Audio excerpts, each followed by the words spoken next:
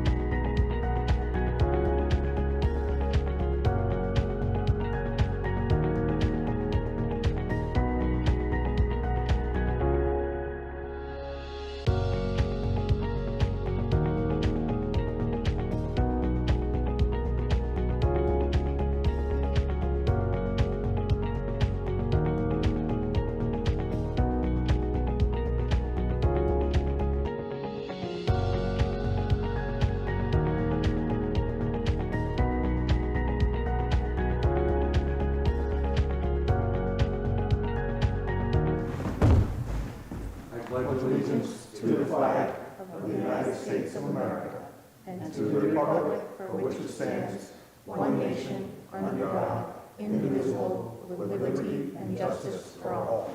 Oh, really good job there. Thanks, Bill. I swear to God. That was good. You did good. All right. I don't need this one near me. I'll pass that down. Oh, boy. So I have some room. Get my goggles on. All right, Marcus. Make a motion to approve the regular minutes for March 18th. Second. It was just a couple little changes that Mark Scalera's name was spelled wrong in one place. On page 5, where the public input, the first mention of Mark Scalera was spelled Scarella. And It's pretty close. on page 5, next to the last paragraph on page 5, where we refer to the sidewalk fund, should be the West Swanzey sidewalk fund, so there's no confusion.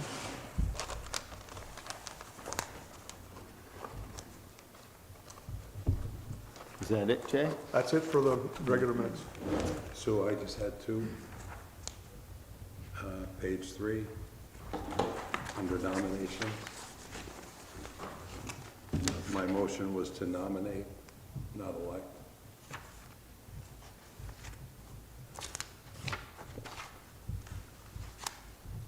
It's under A, nominations A. On page 3. Yes. All right, okay. And then page 4, under new business, in the highlighted area, LaBelle, I think the word made should be in Oh, there. okay.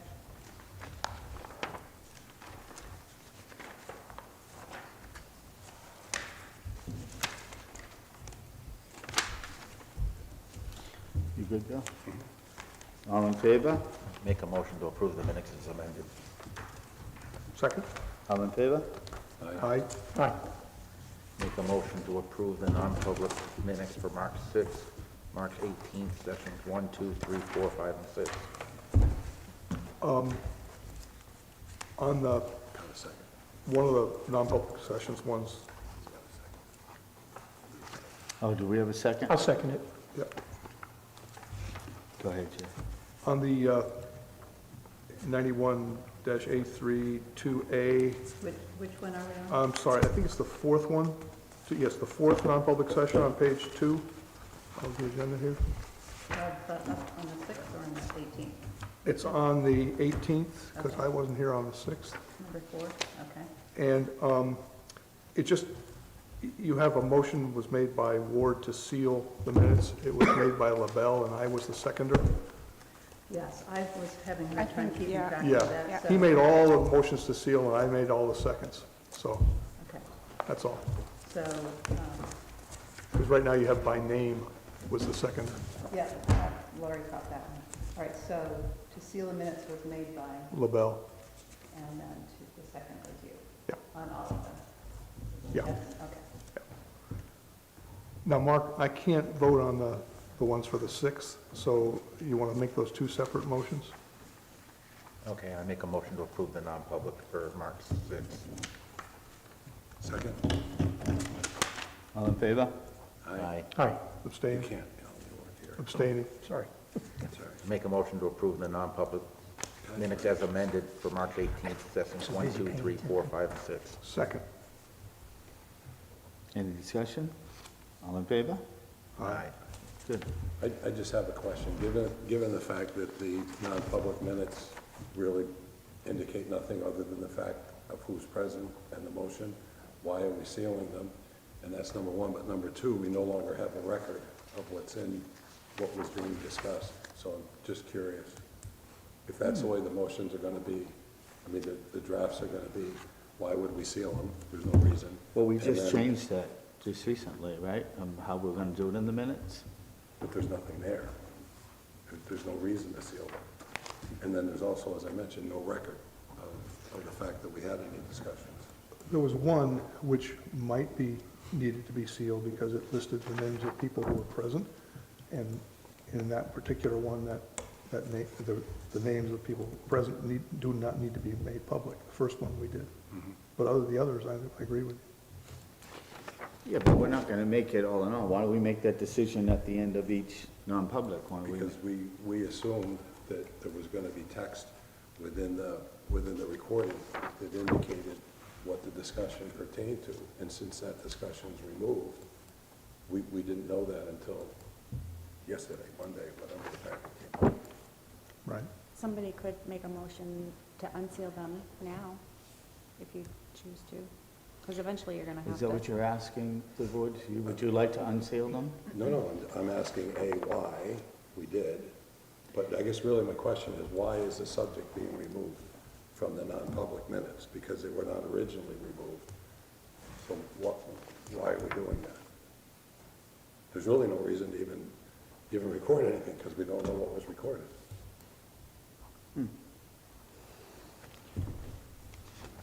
Well, when did we talk about not doing that? I thought we had a discussion over this. I think it might have been before I came on board, but, I mean, if the board wants to change the minutes and amend them, we could do that in a non-public session and have them capture more meat if they choose to do that. So what are you recommending, Bill, then? What would you like to see? I'd like to go back to what we had done until this time, where the subject matter was at least noted. Okay. So there was a reason to seal them, but more importantly, we had record of what was discussed. It doesn't go into detail anyway, but at least we know. But maybe there should be discussion with council on that. Is this something we can discuss in non-public session, Barbara? I think we should move that to that, and we'll do it privately, and we'll discuss that. Is that all right with you guys? Because we'd have to talk about the topics, and that would be a non-public topic. Is Right. it? Yeah? We can discuss it Are after. you good with that, Mark? Okay, we'll do that. We'll do it tonight if we want, right, after we end this, okay? We'll bring that back up. Okay.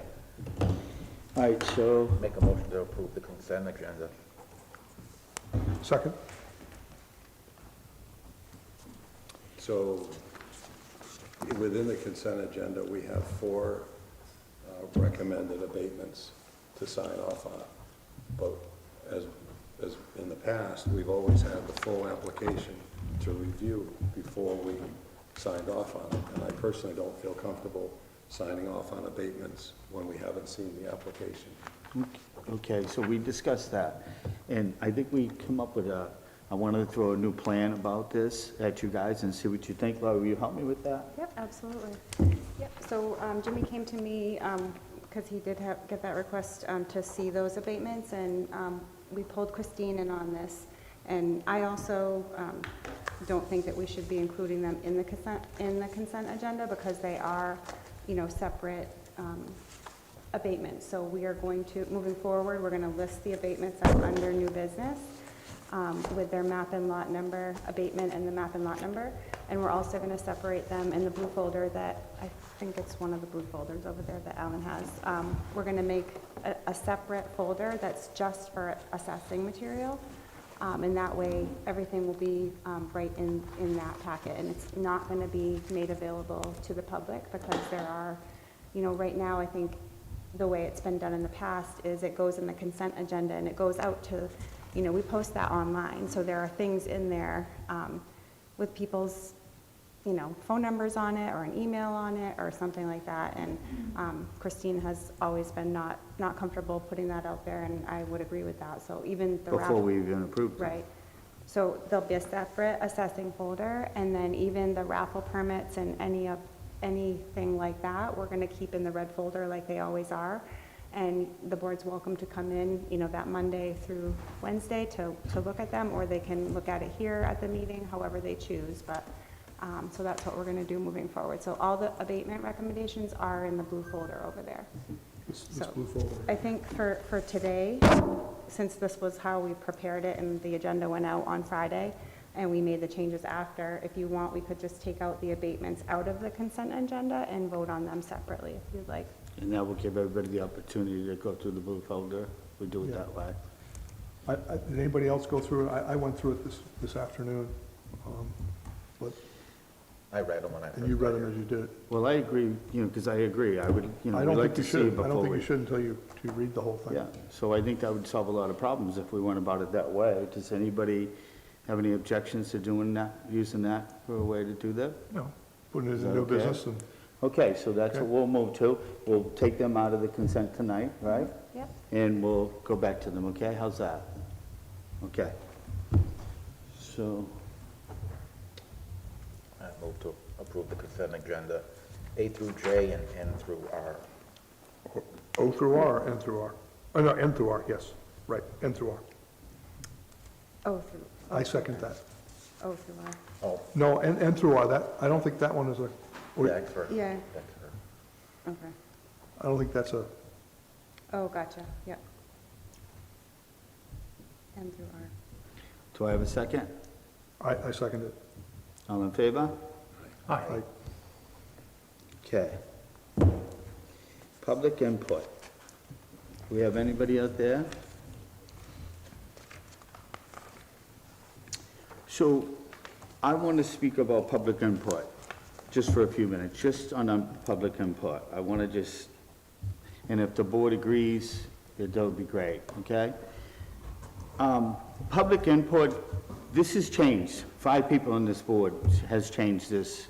I feel it already. I feel the difference in it from us 3 being here and adding 2 on, as far as discussions and all that. What I would like to see, and if you guys, we're all agreeable with that, when we say public input, they get to speak up, say what they will ask. But then when we close public input and we go into the meeting, I would really like to see us take care of the business, nobody be allowed to talk involved with our business. And if they have something that they would like to add to that, they save it till the next public input, which is at the end of the night. And then if they say, so let's give an example. We're all up here talking business about Joe's gonna do pave Sugar Hill Road, and we're talking about why aren't we, and somebody out there says, why aren't we putting the sidewalks for that? They don't say that while we discuss it. Now they wait, and public input comes up, and the person says, Jimmy, you guys brought up Sugar Hill and the pavement earlier this evening. I'd like to ask a question about that. Now we don't have any interruption from that side while we're doing business. Do you know what I mean? And then they get to ask any questions they want when they get to their topic. Believe me, this is in no manner to try to push anybody that's out there out, I love when there's people here, but I think we're controlling. It's a board of directors meeting, and I like to be the board. We're discussing business, and it should be us discussing the business. And we shouldn't be having people, involved in what we're talking about. And I just think it would go smoother that way. The only thing I think about is whether, suppose we talk about something and we make a decision and we vote on it and we make a decision, and then somebody comes back in the last public input and raises a question which we think is really important. We have to be prepared to undo what we did before or reconsider it or something like that. Do you think? The public could That is a raise, good point, Chip. the public could raise their hand, and then if the chair chooses to, he could call upon them, and Yeah. I know what you're trying to do. We I'm do it- trying to control it, because there's 5 of us, and we're all gonna be talking now. There's 5 of us. It's a big difference now. If we start having the public input too, this could go on, versus they sit there and they say, oh, I gotta remember to ask about that. And then I say public input, then they ask us those questions. But you brought up a good point. If we make a decision during this, and then I missed a good point that somebody had. One of the things we could do is get to the point where we're ready to make a decision, and then you say, okay, people. in Oh, the then I audience could can- ask if there's anybody else that would like to add For to that it. particular topic. Yeah. Okay, well, I like that, Jay. That's a good way. Excellent. Because we do want people to feel they can speak up, but we don't And want them Jay, to speak by up no when we means I'm say. trying to do that. I love the public input. I'm the biggest guy to say I want people Oh, here. But we're the board of directors, and that's what this is a board of This is- directors meeting. Similar to planning board or zoning board, where we Right. have public hearings, and after the public hearing, we discuss it and make a Right, decision. because I do that at the park when I have 30 people out there, and I say, and I ask everybody, even take a little note down so you don't forget what you want to ask, because sometimes the meetings go long and then they forget, and, you know? But you brought up a good point tonight, and I think that's what we should do. If we're going to make a decision, I'll go if there's any input out there that would like to add to this discussion that we're making. I'd be willing to hear it now, and if not, we make our decision. How does that sound? Good to everybody? Is that good? Let's try it. Let's try it, okay? And if it don't work, we'll discuss it and you guys can bring it on. All right, great. Thank you, guys. Okay, so we have some appointments here, and what I'd like to do is, Jeff, I met you earlier, very nice to meet you. If you would like to come up, and this is Rabbi Dan. Hi, Rabbi. And I'll give you the floor for a few minutes here, and you can discuss to the board. So, You You guys want to pull another chair up and sit next to Sure. each other?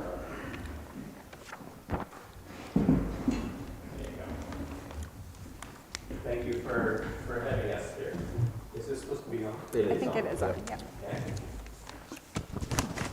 Thank you, thank you for meeting with us tonight. We appreciate you taking the time to do that very much. This is about in connection with a request that we submitted that I think you've all seen to recognize a native son of the town of Swanzey, Daniel Mariashin, for his lifetime of distinguished service to the Jewish community worldwide. Dan was raised here in Swanzey. He's about 4 years older than I am, so I think probably was in elementary school starting in the 50s. He graduated from Monadnock Regional High School. He got his bachelor's degree at the University of New Hampshire. About 10 years ago, he was honored with an honorary Doctor of Humane Letters degree at UNH. And he remains a congregant of the synagogue that I belong to here in Keene, and that the rabbi is the rabbi. Yes. And he hasn't come to confession once. We don't have confession, but he has nothing to confess. Dan and I went to the same graduate school, not at the same time, but I was in the same program at Brandeis University. And at that time, and this was 1987 to 89, his name would come up frequently as a rising star in the Jewish world. And as the CEO of B'nai B'rith International, he has met with popes and presidents and has been a leader really on the world stage in a very quiet way, because that's who he is. And, you know, I can't overstate how proud we are that Dan has served the community and is being honored at a gala in New York on May 27th upon his retirement after a gazillion years.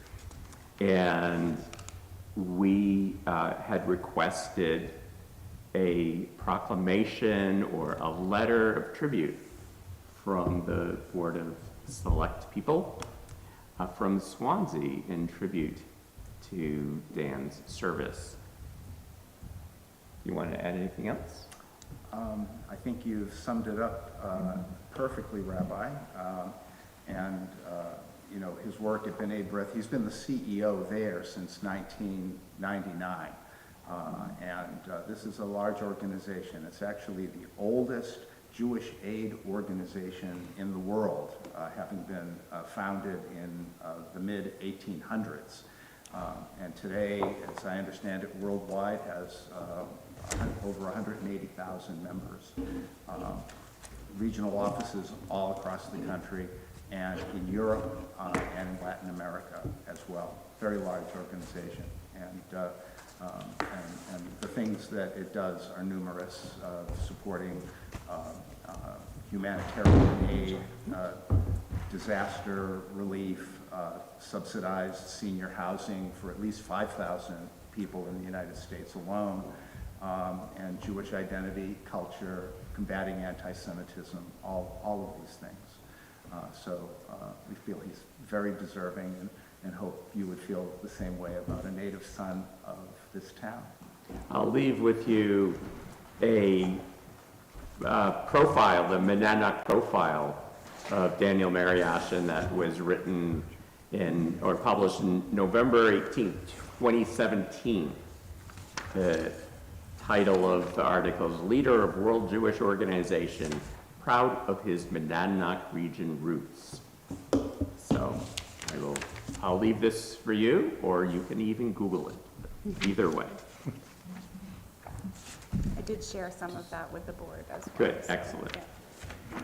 Do you have any questions for us? Anybody have any questions? Pretty deserving guy. Absolutely. Yeah, so we should all be proud to have someone like Dan representing us in the national and international scene. He's gonna make the motion. You're gonna make the motion? Yeah. I move that the Board of Selectmen approve the proclamation recognizing Dan Mariashin, thank you, a former resident who grew up in the town of Swanzey, acknowledgement of his achievements and contributions.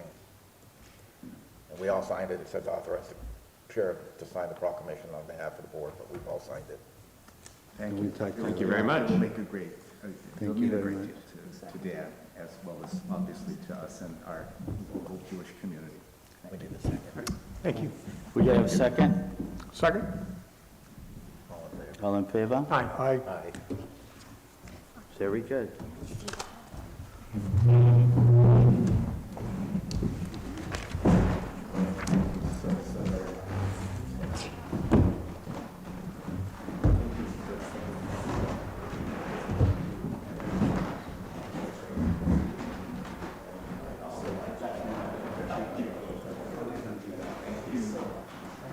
Thank you for bringing this.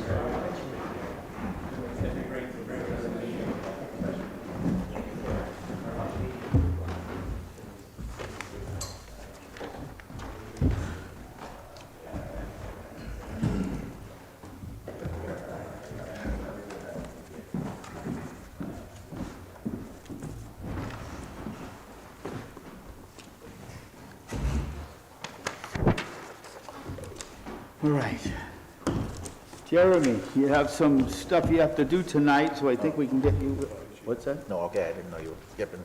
Yeah, well, there's a reason behind that. Jeremy, come on right up. I understand you would like to come up here and address us, because you have some things you have to get done tonight. Yeah, give you an update, current status. Fantastic. Of the project that I've been tasked with to help you folks out on Yes. the Causeway Lane with the Tracy lot, which is for some of the new folks here, the town piece of forest land that we're evaluating for harvest, mainly due to the type of forest that's there. That's a pine forest, and the pine forest is quite old and moving into a state of senescence and falling apart. And so. How many acres, 30? The lot is, yeah, upwards of that, but the actual operation area, the upland, the well-drained soils that aren't down into the flood zone that can be operated soundly with forestry, that's maybe a total of 12 acres, but there's sections of it that we probably don't want to work in, and I can go over that briefly so you can understand. So just to recap, I did I did an initial site review, reported to you folks, and gave you a bunch of, opportunities that I saw out there, and you folks seem to support all that forward momentum. So then my next step, I suggest we look at it with a third party, basically the UNH Cooperative Extension Forester Wildlife State Specialist, just to get some good objective input from habitat specialists and outreach type of support. So I met with Matt Tarr, who he and I last month looked at the site, and he essentially concurred with all of my points and generated a report which I can share, and so you folks can have it. But essentially, Matt and I looked over the site again together and to understand like the moving parts, and we came away thinking the best approach is to implement the harvest work on the bulk of that upland site, which would be my bearings here. I guess it would be easterly down towards the end of the road towards the power lines and up along the actual flood zone. But as you get closer towards the end of Causeway, there's a field with a home in the old farm that had probably mowed and grew crops into that forest, what is now forest. But the sections closest to the field edge are younger, and they blend into that older stand that's falling apart and becoming a health problem and safety problem. So that there's a buffer zone there that we don't think it makes sense to do any cutting in, because it's young. It abuts right up against all that field, and it is absolutely full of invasive species, like very, very, very densely populated with a lot of species that we don't want to go in and really rattle that with cutting because of what happens. So that's a component to understand. So the focus would be on about 3/4 of that forest down Causeway would be the focus. Our cutting or harvesting and habitat type of work, he strongly suggests to remove all the overstory pine and release what hardwood systems are underneath that are native, along with the hemlock component for other reasons of cover, shade, and stand dynamics for habitat and just forest health. So that's kind of getting us to this point here. So I feel like I'm on board with what he and I talked about, but I wanted to brief you guys to make sure you're comfortable with that, with those two professional opinions to move this ahead. So this time right now, is it, I know that the price of wood is way low right now because of the fuel and everything like that, right? Pine is probably really not good price right now, right? So would it be in our interest to stall it a little and then go in there and harvest it? Sure. Yeah, so what I would recommend is that we can shelf it. I hear you, and that's totally fine. There's no hurry to jump into this and do all this work for a very down market period. I hear you. You know, because the market could come back. Oh, it will. It will come back, and I'm just wondering if we picking the wrong time to do this. Yeah. So in my mind, what I see the steps moving ahead, it would be, later, like summer. Right. I could, I'd like to get it prepared and ready, get the project all laid out and ready to go. What's in the preparing of it? If you can just brief me on it. Yeah, so I will, I essentially prescribe the actually the operation by marking, selecting trees, identifying the trees, and also flagging resource concerns and operational layout, where the big impacts will be, in and out access and all that stuff. So I kind of build a communication set on the ground with marking and flagging, so whoever's going into that is very clear on what their responsibilities are for us to complete.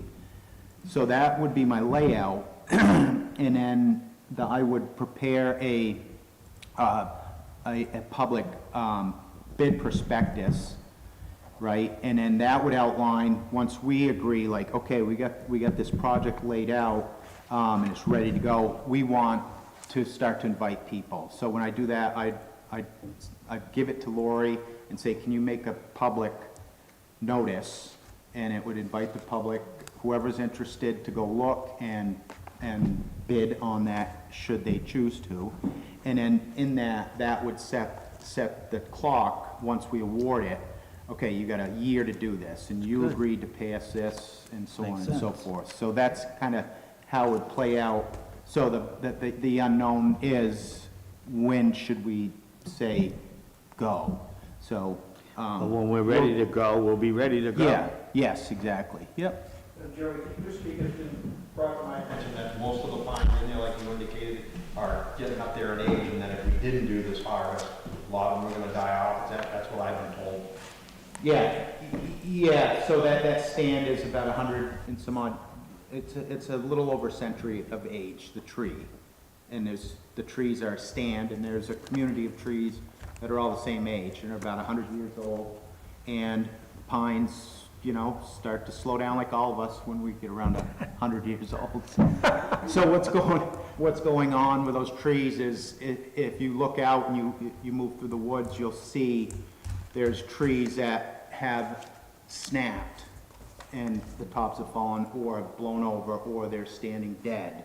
So that pattern's happening, and it's accelerating at that age of that stand. So it's falling apart, and you got the road there, you got a lot of interface stuff, and so yes. So I again, I think that the overstory removal, which is the term for what we would be doing, that's a prescription of the forestry practice. It's an overstory removal. We're removing the overstory of the pines, and then the hardwood system that's underneath, hickory, oak, white oak, all these native hardwoods that grow normally on those sites are underneath.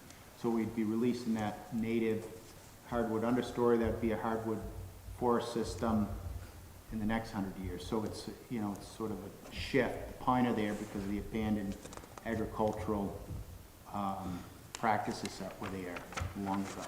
So this is a selective cut, not a clear cut? Yeah, it's not a clear cut. No, it's not a clear cut. And selective cut isn't really a term that's not a term that's used in the forestry jargon. It's usually public uses that, which confuses people. So we aren't selecting like trees to cut. We're kind of assigning a type of prescription through marking, which is called overstory removal. There's some I won't go into it, but selection cutting is very different. That's another forestry meeting we can have some other time. Okay. So you're going to go ahead and prepare and get all that stuff ready, and then look at the prices for wood and get back to us. But we got a timeline here. We got to worry, as Joe said, we got to worry that the forest is going to get too infirm out there. So we have to hit a fine balance on that. Would you come back to us then in the summer or something and say, we're getting close to where we want to go, or the prices are going up a little bit? Yeah. Maybe we should think about that? Yep. And my second question is, you mentioned the invasives in the fringe there. How are you going to be sure that those invasives will take over after you cut down the trees behind them? Sure. Yeah, it's a good question. It's in this report, so I can, again, I'll provide that. But so yes, I will my contact for the project, my conduit to you guys is through Joe. I'll let Joe know what I'm seeing when it seems like it's Okay. appropriate for timing, the market, and the demand for that type of blend of wood. Right. And then the invasive set that's in the woods and especially up near the fields, it's present in the area we're focusing on. The presence of invasive seeds and stalking of plants is quite low, and the actual native hardwood forests that we were talking about, that presence is quite high. So reallocating the sun from the top of all those pine trees down to the forest floor, we're going to generate a very rapid response. From the native species? From the natives, but Okay. also the invasives are here. Yeah. They're gonna be part of that, but as the wildlife specialists and ecologists and I talked about, like, if we're going to reset a forest, the best way, at least our science is showing, is to do it in a pretty high light intensity prescription when you have invasives, but you have natives, because it's kind of your last chance to get a native response. So if we didn't have native responses like we do over by the fields, we're not going to touch it, because that will make a Much bigger. much Yeah. bigger problem. Got it. Thank you. So the one other thing to be, that I wanted to just hear from you folks, there's, the causeway, there's a number of homes there along the road adjacent to the woodlot we'd be working on. I've spoken to one really nice woman. She was curious what was going on, and then another gentleman walked down. He lives right there. I don't have their names with me. It's on my record, but really nice people. I was just providing a high-level sort of inquiry from them about what's going on, and I just told them that we're evaluating, and there's probably going to be some forestry work over there. So there's an opportunity to, and I mentioned this before, if you guys feel like it makes sense, I'm happy to have like a pre-harvest workshop where people can come ask me questions, ask wildlife biologist questions, and before it happens. Because once it happens, sometimes people feel uninformed, unimportant, not like part of the process. So I would encourage that, and if someone shows up, we can navigate that in a neighborly way. If nobody shows up and then they're upset, well then that's an opportunity they miss. But it's pretty effective, and I think with all the towns I work with, it's a win to do things like that. So When would you coordinate that with your preliminary work or after that's done? yeah, after, once we know it's going to be happening, we might as well do it then rather than do it now and it doesn't happen for like a year. And then I'd rather do it kind of quite closer to the actual project start. So either when the bids are asked for or after we choose one? I don't think it really matters too much. Because it'll take a while for whoever wins the Yeah, bid to yeah, gear up and yeah. go, right? Yeah, and typically how that looks, when we do that, we did one on Mount Crescent and Mount Caesar too, I think. But the UNH Cooperative Extension and they'll solicit, they co-sponsor it. It was fun, that one we did at Oh, Mount yeah, Crescent was fun. yeah, you were Yeah, there, it was yeah. So it's, it goes out, people, And that was well attended too. it was well attended, yes. So I would think it'd be a great idea for us. 40 people, And I think. some of those people were interested in doing cutting on their own properties, and they weren't necessarily all from Swansea, but they were very interested and Yeah. had lots of good questions. Yeah. So, yeah, it's right across from a lot of homes, and, that forest there, it's gonna change quite drastically. The sense of place and how things feel and look. So to, onboard those folks about what we're doing is really, it's okay, it's gonna be a short-term, like, disturbance, but in the big picture, there's science, there's planning, there's people skilled, professional, like, there's a lot of thought that goes into this, and we take it seriously, and here's why we're doing it, kind of thing. Yeah, so, Good job. yeah, so does all that, Good information, Jeremy. Sounds yeah, good, you're Jeremy. welcome. Very good. Sounds very good. Good. So when you do the project, one of the challenges we had with Mount Caesar was the slash that was left and the complaints that arose. How was that dealt with in projects now? Yeah, let's see, so Caesar, I was not involved in, that's why I'm here today. Did they just 'Cause- suggest you were, just to, it would? Yeah, It was involved. yeah, so what I think we should do here, and that's. Can you explain what he means by that? Oh, yeah, so, when you're cutting trees down, there's limbs, and machines or men or women run chainsaws and limb the trees. The limbs Correct. become slash, and the slash that's on the forest floor visually is not a clean, pretty thing by our anthropogenic sort of lenses. So people don't like slash because it looks messy, and it's actually a very good thing biologically, but that's why we have workshops. Because that all rots and goes into the ground? and Yeah, and structure. How and long does that function. period take? Years? Oh, yeah. Depends on the load. It could, so, but I think on this project, I think we would have a system in there that would chip all that, so That would that, be in the bidding part. yeah, there's a lot of road frontage, there's laws on slash Right. retention, and there's a lot of homes there, and then I think if we chip it, it would reduce this whole issue of slash and aesthetics.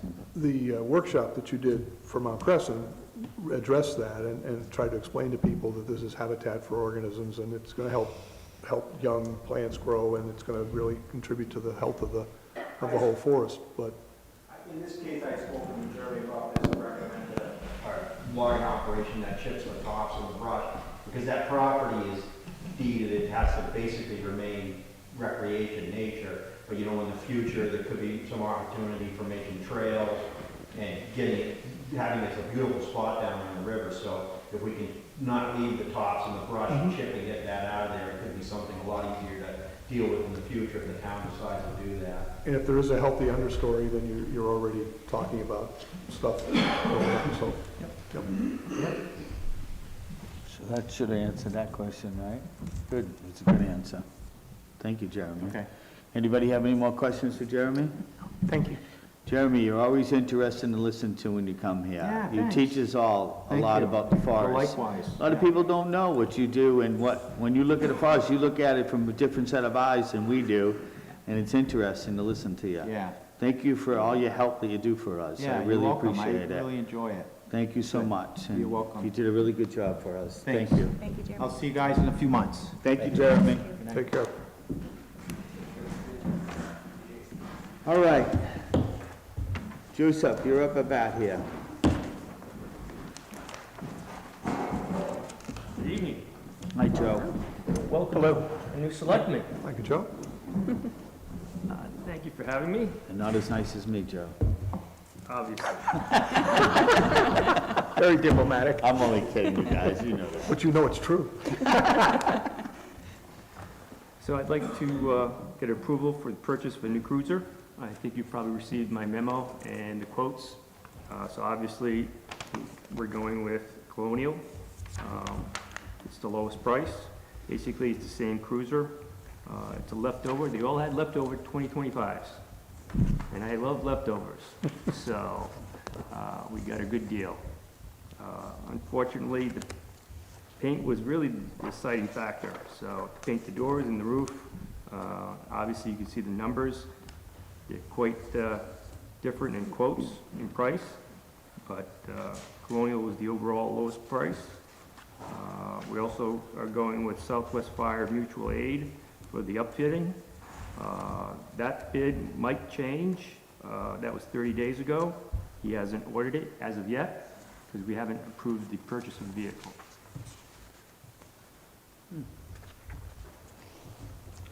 Anybody have any questions about the new vehicle? No?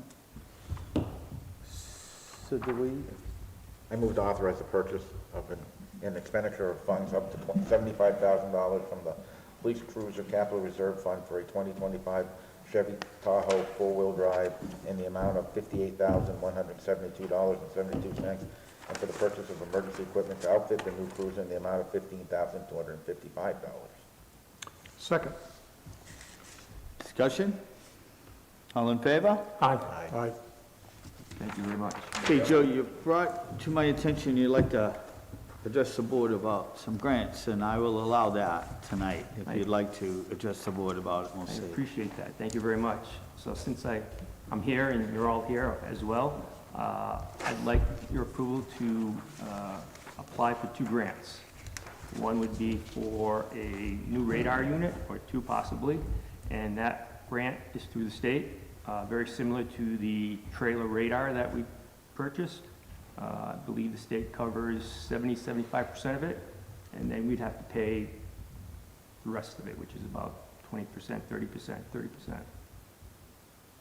What do you anticipate that to be Total cost, for our match? somewhere between $1,200, $1,500. You've got that in your budget? Yes. See any problem with that? Anybody see anything with that? Not, would you like to make a motion? What was the price again? I'm sorry. Well, the price for the radio unit, we get the very basic type mounted unit. You probably recall, I pulled one out of the closet when I first got there that was in poor shape. I had the calibration radar technician kind of fix it up for us, but that's seen its last days. That price is approximately $5,600 to get that. They obviously come more expensive. They come twice that much. Can I make a motion to purchase a new radar unit? How much are you looking for from your budget? 1,200? I'll probably have to pay out of pocket maybe $1,200 to about $1,500, somewhere in that price range. Up to $1,500, up to $1,500 out of its operating budget. Second. Discussion? All in favor? Aye. Aye. Thank you very much. The second grant is also a state grant. That's, the money originally comes to the federal government. The state has been mandating that we provide them electronic information based on tickets and motor vehicle accidents, as well as court complaints. So that system for the cars would require tablets as well as printers and scanners. We have tablets, computers in the cruisers already, but I'd like to get 1 or 2 new ones, as well as the printers and the scanners. The scanners are for the licenses. This officer can put the license in the scanner, it transmits that information and puts it on what they call the e-ticket or summons, as well as the e-crash, which is the motor vehicle accident report. The state is going to fully fund that completely, 100%. Incredible. Wonderful. So, You just need authorization to apply for it? That would be great. I make a motion to authorize the police department to, or the chief to apply for the grant. And I second that. all in favor? Aye. Aye. Thank you very Jesus, much. Joe, you're We're doing easy good tonight, tonight. Joe. We're easy. You made out good tonight, huh? Well, the But state's you paying said for you don't most like of it. leftovers. You don't eat leftovers at home? Oh, I do. I eat plenty of You it. love leftovers. That's it. Have Very some good. pizza when you leave. Yep. I got some leftover pizza. Joe, how are we doing on staffing? Can we improve? It's pretty much status quo. We have a few bites of people who are interested, but that's a long way to go. You know, people who are interested and then people who actually sign on the dotted line. So hopefully we can convert 1 of these or 2 of them, come full boat and come on board. That would be great. Certified or non-certified? These are all certified officers that have interest. So I have a question for you. How is our pay rate compared to surrounding towns? Good question. It's going up, so now we're comparable. Excellent. the last several years, we've been not where we should be. And I think that's been a distraction. I would hate for us to lose out on good candidates because we're not paying a comparable rate. Exactly. And the board's been very cooperative to try to get us where we need to be, so we are competitive. Excellent. Yeah, Alan, we worked hard on that. Those are hard decisions to make for us, but we feel it helped Joe quite a bit. Joe brought it to our attention, and we looked at all the surrounding towns, and we made that decision, and I think it's going in our favor. I think it was one of the better decisions we made, and Joe will agree to that, right, Joe? Yes, sir. And we're right up, at least we're in the top half, and, so we're happy with that. And that was a good question, because we worked hard on that. I think we'll have to continue to work hard on that too, With- because with it's like competitive a money moving and- target, just when you're catching up, it's. And benefit-wise, I think we're right up there too, and I think people don't realize the benefits that we do in our town. Benefits in our town are extremely, they're really good, right? I mean, and I think people don't notice that as much as the $1 an hour, right? But we do good benefits. Yes. Well, hopefully with the compensation and the opportunity to work in this great And town, bonuses, yeah. we will attract good candidates. Yes, Yeah, sir. we have That's the idea. bonuses that we do, and it's beautiful. It's just, I think Joe's gonna come out a good year this year. I think we're gonna get some new candidates for Joe, and he's gonna have a good year. And thank you also for researching, finding out, and bringing these grants to our attention. Well, it benefits everyone, Sure not does. just the officers, but the town especially. Amen. Thank you very much. Thank you. Joe, sorry I put you last on it, but you were the most patient one out there, so.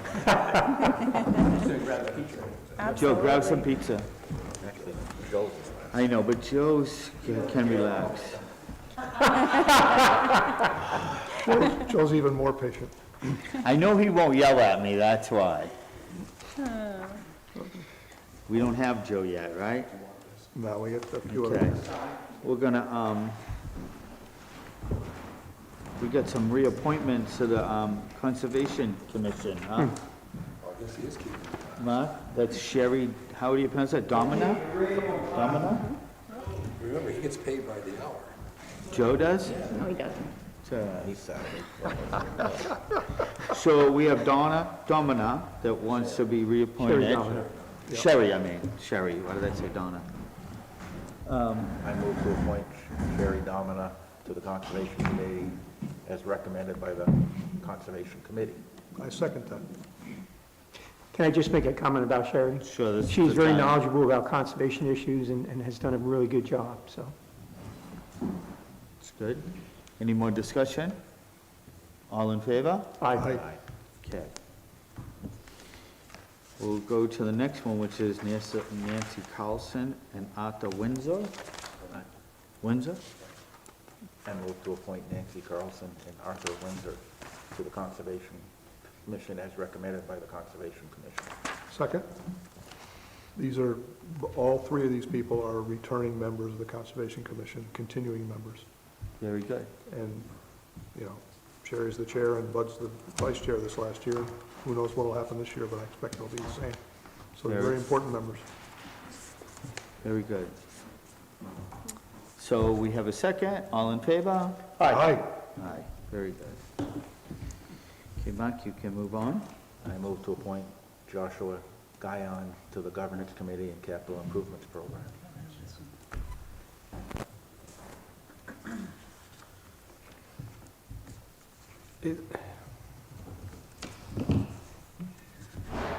That was an add-on, right? That was the one we added in. Yeah, Bill called me and asked me to see if I could get these on there, and I did. And, but there was some questions involved in this. Do we want to discuss them now, or do we want to?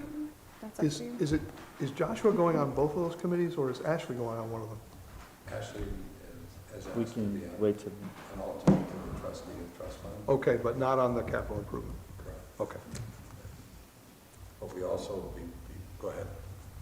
No, you go ahead. No, you have the floor. okay, Made the motion. Well, before we do, so we're in discussion right now. before we make the motion, with regard to the capital, the CIP program, we would need to authorize the addition of an alternate member to the CIP, which is something that Steve has wanted in order to try to continue to have a quorum. If we can make a motion to do that, then Joshua would be coming on, if approved, as an alternate to the CIP committee. Okay, the only question I have here, Bill, is something about, I was trying to read through this, and I have a hard time understanding a lot of this, and maybe you guys can help me with, but something about, when we did this, I asked Laurie, I pushed Laurie to do this, Yep. because I wanted to get it done, but I don't want to do something that I shouldn't be doing, and I just want to make sure we're all on board here, because something said in here that this had to be posted for 10 days. Well, so when You want to Jim- help me with this? Yeah, when Jimmy came to me with a couple of the requests, so these committees are non-elected. The trustees are elected, so they're going to have a different process.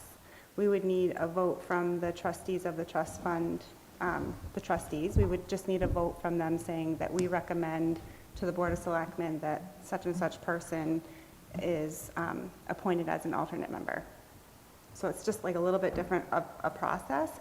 And where these ones, I had already sent out the agenda on Friday and then getting the packet ready to go out. And we're really trying to stick with our, the rules of procedure and the agenda management section of the, so that's why Sue didn't have the motion in there. But also, normally, just trying to figure out how Swanzey has done their appointments, but right in our rules of procedure, on the back, on page 10, it speaks to nominations and confirmations. And so I just pointed out to Jimmy that right here in 12.2, it says, upon vacancy and expiration of a term or filling of a newly created appointed member of a committee or board to be filled by the Board of Selectmen, a notice of vacancy shall be posted in at least 2 public places and on the website of the town. And then it just goes on to say individual members of the public may nominate themselves for consideration. So I think that's what Josh did. He nominated himself for consideration to the governance committee. And it says they may submit nomination for consideration as well as the selectmen for at least 10 days after the posting of the vacancy. So it just was a little bit different of a process, and I just wanted to remind the board that, the rules and the guidelines are there for a reason, and just to make it fair to everybody, I feel like, normally you would get, if it was the governance committee, they'd say, hey, can you post that we're looking for new members, and we would post it on the website, get it on there, and then they reach out to, I think the admin assistant in the past has been the one that has taken them and, puts it to the Board of Selectmen, and then the recommendation from the committee comes to the board. So I just wanted, Jimmy and I had that discussion, and so we did end up putting on, I think Josh is on there, right? But the other one for the trustees of the trust fund, should follow the statutes that the trustees of the trust fund have to follow, because they are elected officials, and they, by statute have to have rules that they need to follow also. So we would just need, the board would just need a recommendation, meeting minutes, that way everything's documented and it's transparent and stuff. Aren't there slightly different rules for alternates on the elected committees? So for instance, having been an alternate on a zoning board where I wasn't elected, that went through the procedure you described. I went to the zoning board, they Right. approved me, and the request went to the select Yep. board, and I was appointed. Yeah, the zoning board is a little bit different because they're the judicial side of it. I think they are definitely different than any other, and so is the Well, planning board by statute. Okay, I was just using a committee which is elected by the town, so Yep. basically the alternates on that and the planning board and so on Yeah, so go normally. through a slightly different procedure than, Right, and normally each committee would, like the planning board would have their rules of procedure, the zoning board, I'm sure, has their rules of procedure, the conservation commission probably has their rules of procedure, which I think we were working on those, because I think there were some questions if they had those or not, but aside from that, that's just the typical process that they would follow, so. But I left it up to Jimmy, it's up to the board. So I but had it just- put on there, I told her to put it on Yeah. there, but I do want to be transparent with I want everybody to know, so this wasn't sitting on my lap, but sitting on all of us as a team here, and I wanted you to understand when we do this tonight, that this is what I found out, and I wanted to get your guys' input on this whole thing. I'm fine with it, but I'm still confused about what Bill said. Is Josh going to be an alternate on the capital improvement program committee? I think we've been remiss over the years in terms of what Lori's mentioning with regard to posting. And the committee, like the governance committee, was appointed by the select board. The term in that case was through town meeting, and then it was going to re-energize itself. So I'm not really sure that it necessarily, in my opinion, would follow the procedure that Lori mentioned, because it was a board appointed committee. With the CIP, it's somewhat the same way. But what Steve had asked for was to have an alternate position, because he had some challenges with forums in the past. Yep. But I do agree with Lori on that basis, that I think the first step would be to make a determination of having an alternate position and then posting it. And then if Josh is the only applicant, go that way. I know that Steve is pushing heavily for him because of his background, and he wants somebody with that. I'm sure we'd be lucky to have him too. And I just want to make sure that we're following from what I know the of his proper- background, but I think that we just need to do it right, and if it means waiting a week to actually appoint him, then we do that. Are But we risking anything by waiting a week, though? There's no emergency here? It would be 2 weeks. I also think it would be fair just to them too, like to be noted on the agenda, because the agenda goes out to a lot of people. And I think that would, the community might be, oh, so they're nominating so-and-so to be on this committee. I just think it would be like, kind of a public acknowledgement that would be nice. So what's your suggestion, Lori, that we do? I'm leaving it up to the board. Okay? I think she's suggesting that we put it on hold for 2 weeks, and we put it on the agenda in 2 weeks, and we follow the right procedure. So And then we just- tonight, we need to move to add an alternate to the, We post it, so Yeah, right. I agree. We make the motion to add an alternate to capital improvement and then post it for, and I second that. Was that the motion? That was the And you motion. second it? Okay, any discussion? we just did. Okay, well, it's another chance to discuss. So, all in favor? Aye. All right, that's great. So in terms of the governance committee, how do you want to handle that? Because it's a different situation. We don't need to post for that, because we didn't post. Yeah, I think Ann and I have been in contact, and she's a couple weeks out on the agenda, but we want to have, we're working on finding a new charge for the governance committee, a new name and a new mission for them, and it's exciting. She's got a lot of great ideas, and when we're ready, we'll bring it to the board. Good, you with that, Ann? Nice.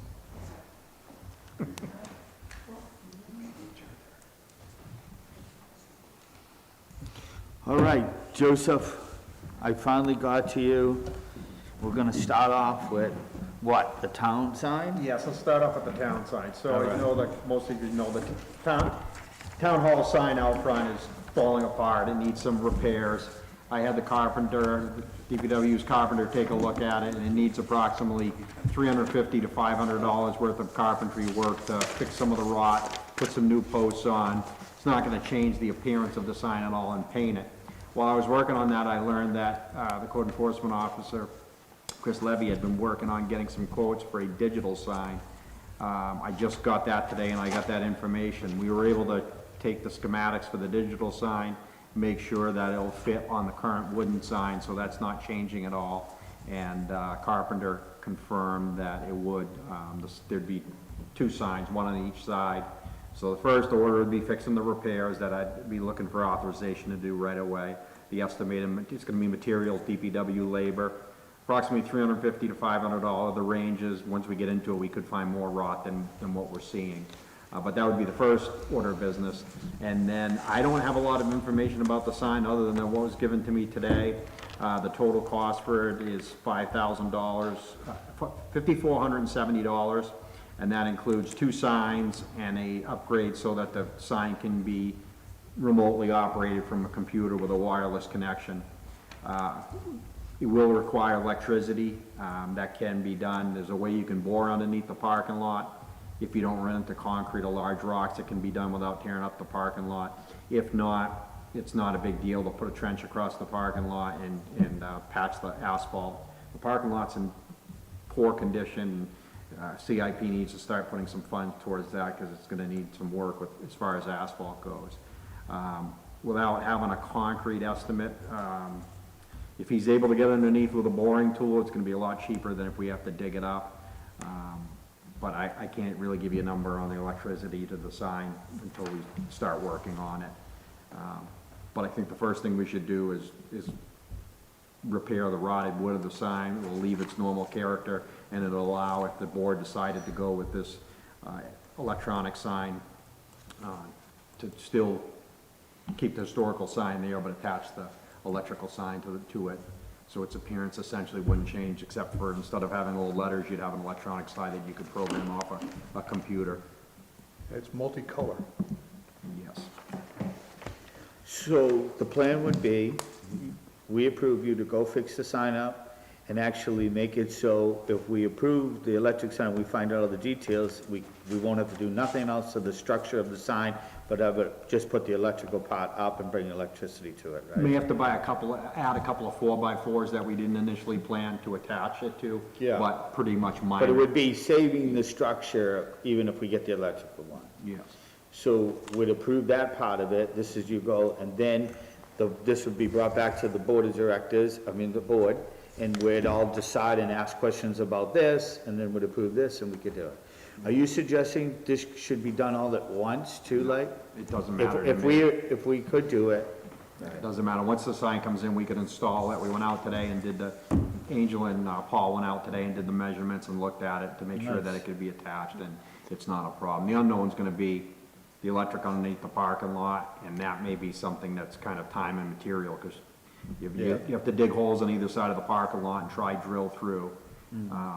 And if you're successfully get through, if not, you gotta dig it up and put a conduit in and patch the asphalt in, but it definitely would need electricity, and it's doable. It's just a question of whether we gotta dig it up or it can be bored underneath. Yeah.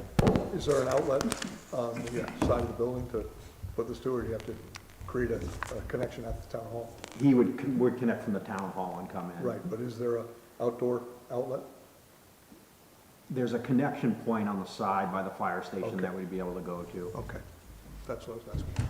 I also think too, like when purchasing something like this too, we gotta look back at the purchasing policies too, to just make sure that we're getting like 3 quotes. And I wouldn't mind getting quotes from locals. I think this is like California.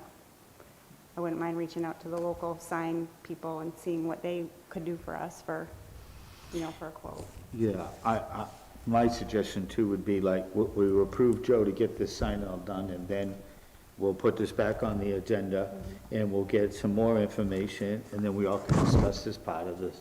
We'll make this 2 phases, like, right? Because unfortunately, we would never be able to do any of this here. We don't have enough information and all that, right? Like, I think in theory, unfortunately, it's a great idea to be able to post stuff. Oh, on there. I think I remember talking about it, but I just know nothing I about wish we them, did this so- earlier This than you one coming seems here. cheap. I feel like the one that, Right? that we had last year was like 14,000 I have nothing to do with for it. one side. I'm just only a little bit intrigued by the name of this company, TV Liquidator. Okay, so Joe, what do you need from us for this? Just the authorization I didn't want to touch the sign, and then it'll come from the town hall budget for the materials. So I'd say, to be safe, up to $600 to spend on the sign. Okay. Do we Just the consensus consensus that? of the board. Okay, we don't need to make a motion. Okay, Consensus. Joe, I think we're all in agreeable with that. We don't need a motion. We don't need a Okay. motion. We'll get to it next week, actually, before Okay. Paul, for those of you that are not familiar, Paul Fassett is a truck driver / carpenter. The town's fortunate to have him. He's seasonal employee, though. He works from anywhere from November into April, and since I've been working with him, he was a carpenter by trade. That's what he does during the summer, and we pay him a carpenter's wage when he does carpentry work, but he's taken on a lot of projects for the town. saving money so we don't have to hire a contractor. And so I'd like to get it done before he leaves in April, but we still could get him to come back when items pop up. He did the town hall, the counters and the walls and everything. He's unbelievable, really. He does a really good job and saves a ton of money. And teaches and mentors Angel and Video, the Fantastic. Parks and Cemetery. We're very lucky. We really are. All right, Joe. Then the next is a lawnmower. We're due, CIP approved it, we're due for a lawnmower purchase. It's coming in under what was in CIP. I believe there's $14,000 in CIP, and Lori, I don't have it committed to memory. Can you give me the total number for the mower and the mulching kit? Yeah, let me see, I didn't print it off, let's see here. It came in last minute because the supplier was on vacation. It's a Skag mower, what we've been using out of Ronnie's Small Engine in Jaffrey. There's only one quote, because it's somewhat proprietary, because we get a municipal discount, so the dealer has to go through the regional rep, so that's the price we get, whether we go with that dealer or we go with another one. So last time I sought two quotes to buy the mower, it created problems, because the dealership's like, hey, this is our area, we're going through the regional rep, why is the guy in Hillsborough giving a price on it? So this time I just went directly to Ronnie's. He's been great, we've been dealing with them for 2 or 3 years.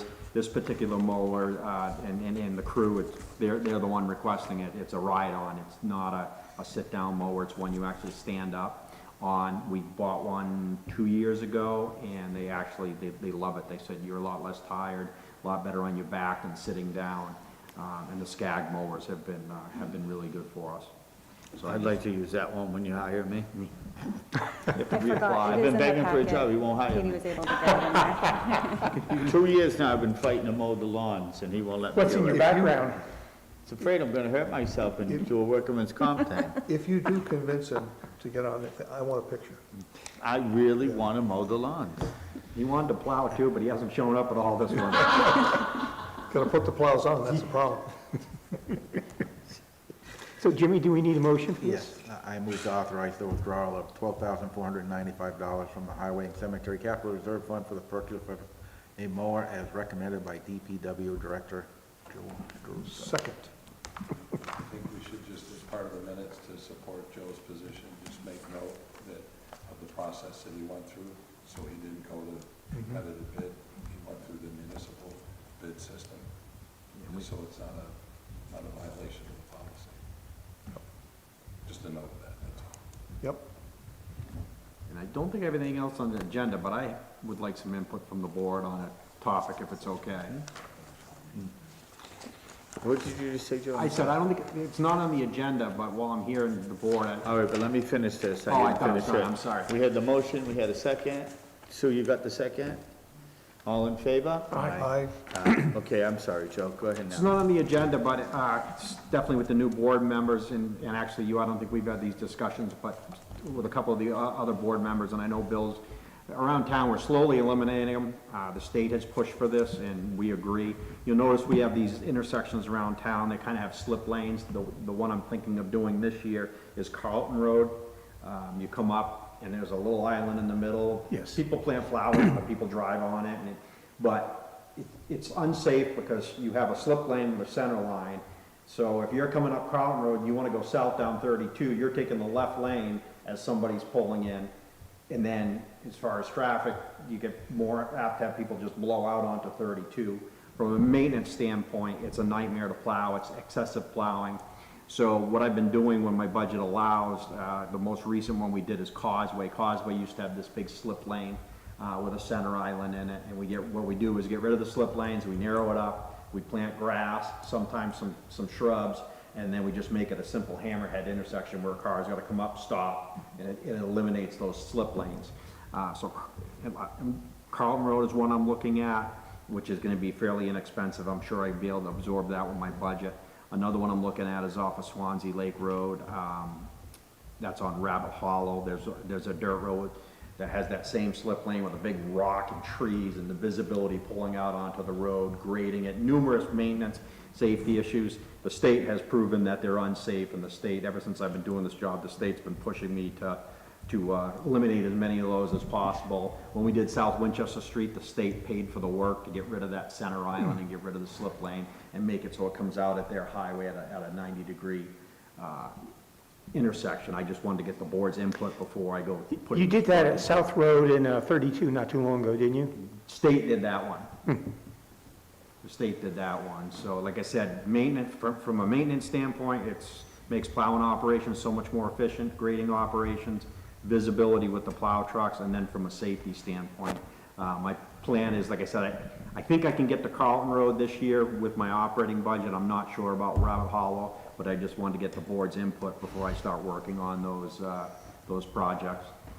So let's go to the first one you said. So what do? You strip up all the pavement that's in that section and put dirt and grass? So what you do is you get rid of the slip lanes, you cut out that asphalt, plant grass, and then essentially excavate out all the asphalt, and then you just pave a 24 to 28 foot wide, depending on the road. With the pavement, you'd pave it out, flare it out to the intersection. The dirt road, it's just gravel, so you'd loam, seed, vegetation planted where the slip lanes were, and then you just make the road come out like 95% of our intersections. And we can decide that right here, just us, without doing no. I have to do public hearing or anything like a DOT, it's actually called the driveway permit, to get authorization, because it's there, the intersection is within their right of way. And you think we would get? They want us to do it. They Yeah, want us to Sometimes do it. they even help, with some of the materials. If it improves safety and efficiency and maintenance, it seems like a no-brainer to me. Yeah, it's a no-brainer to me. I just, sometimes with those intersections, people that are used to them, sometimes the residents, you meet some resistance. And, but in my opinion, it's a no-brainer, and it's not a lot of money, especially in this Rabbit Hollow. It's gonna be gravel, but there'll be a little bit of pavement involved. And those are the projects I save depending on how the operating budget's going and where the asphalt projects come in for the year. If there's leftover money, that's where I look to spend those. So you're not looking for anything but us to agree to it? right? No, and what I usually do is if the work is gonna be under the purchase, if it's 5,000 or under, then I don't even come for authorization. If it's over, then I come to use those asphalt funds. So There I goes just some of wanted your to get. FEMA money. What's that? There goes your FEMA money. Yeah, no, that's gonna be needed for plowing operations. So you're just looking for, Just to input, if you think it's a good idea to pursue that, I would come. What's that? Sounds like a good idea to me. Yeah. Yeah, you would Sounds- know you're up sounds there on like the it's roads. important for safety and efficiency. What do you think, Bill? I do too. I trust Joe, and, I don't know a lot about it, but I trust Joe. I think we all should.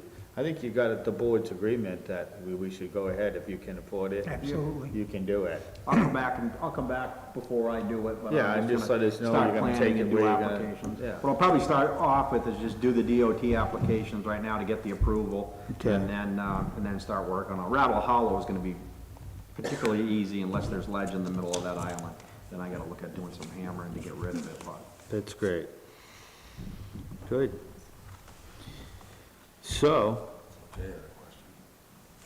So, Joe, you and I talked a little bit about sidewalks, the sidewalk that was requested over by the Cobbleville Church. You want to give the board an update on what you're...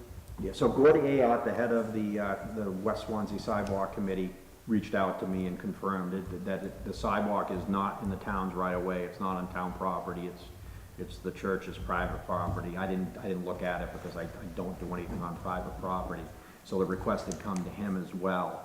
And it was my understanding, he was gonna explain it, that's what they were not interested in spending the money, because it's a good idea, it's a great idea, but unfortunately, it's not town property.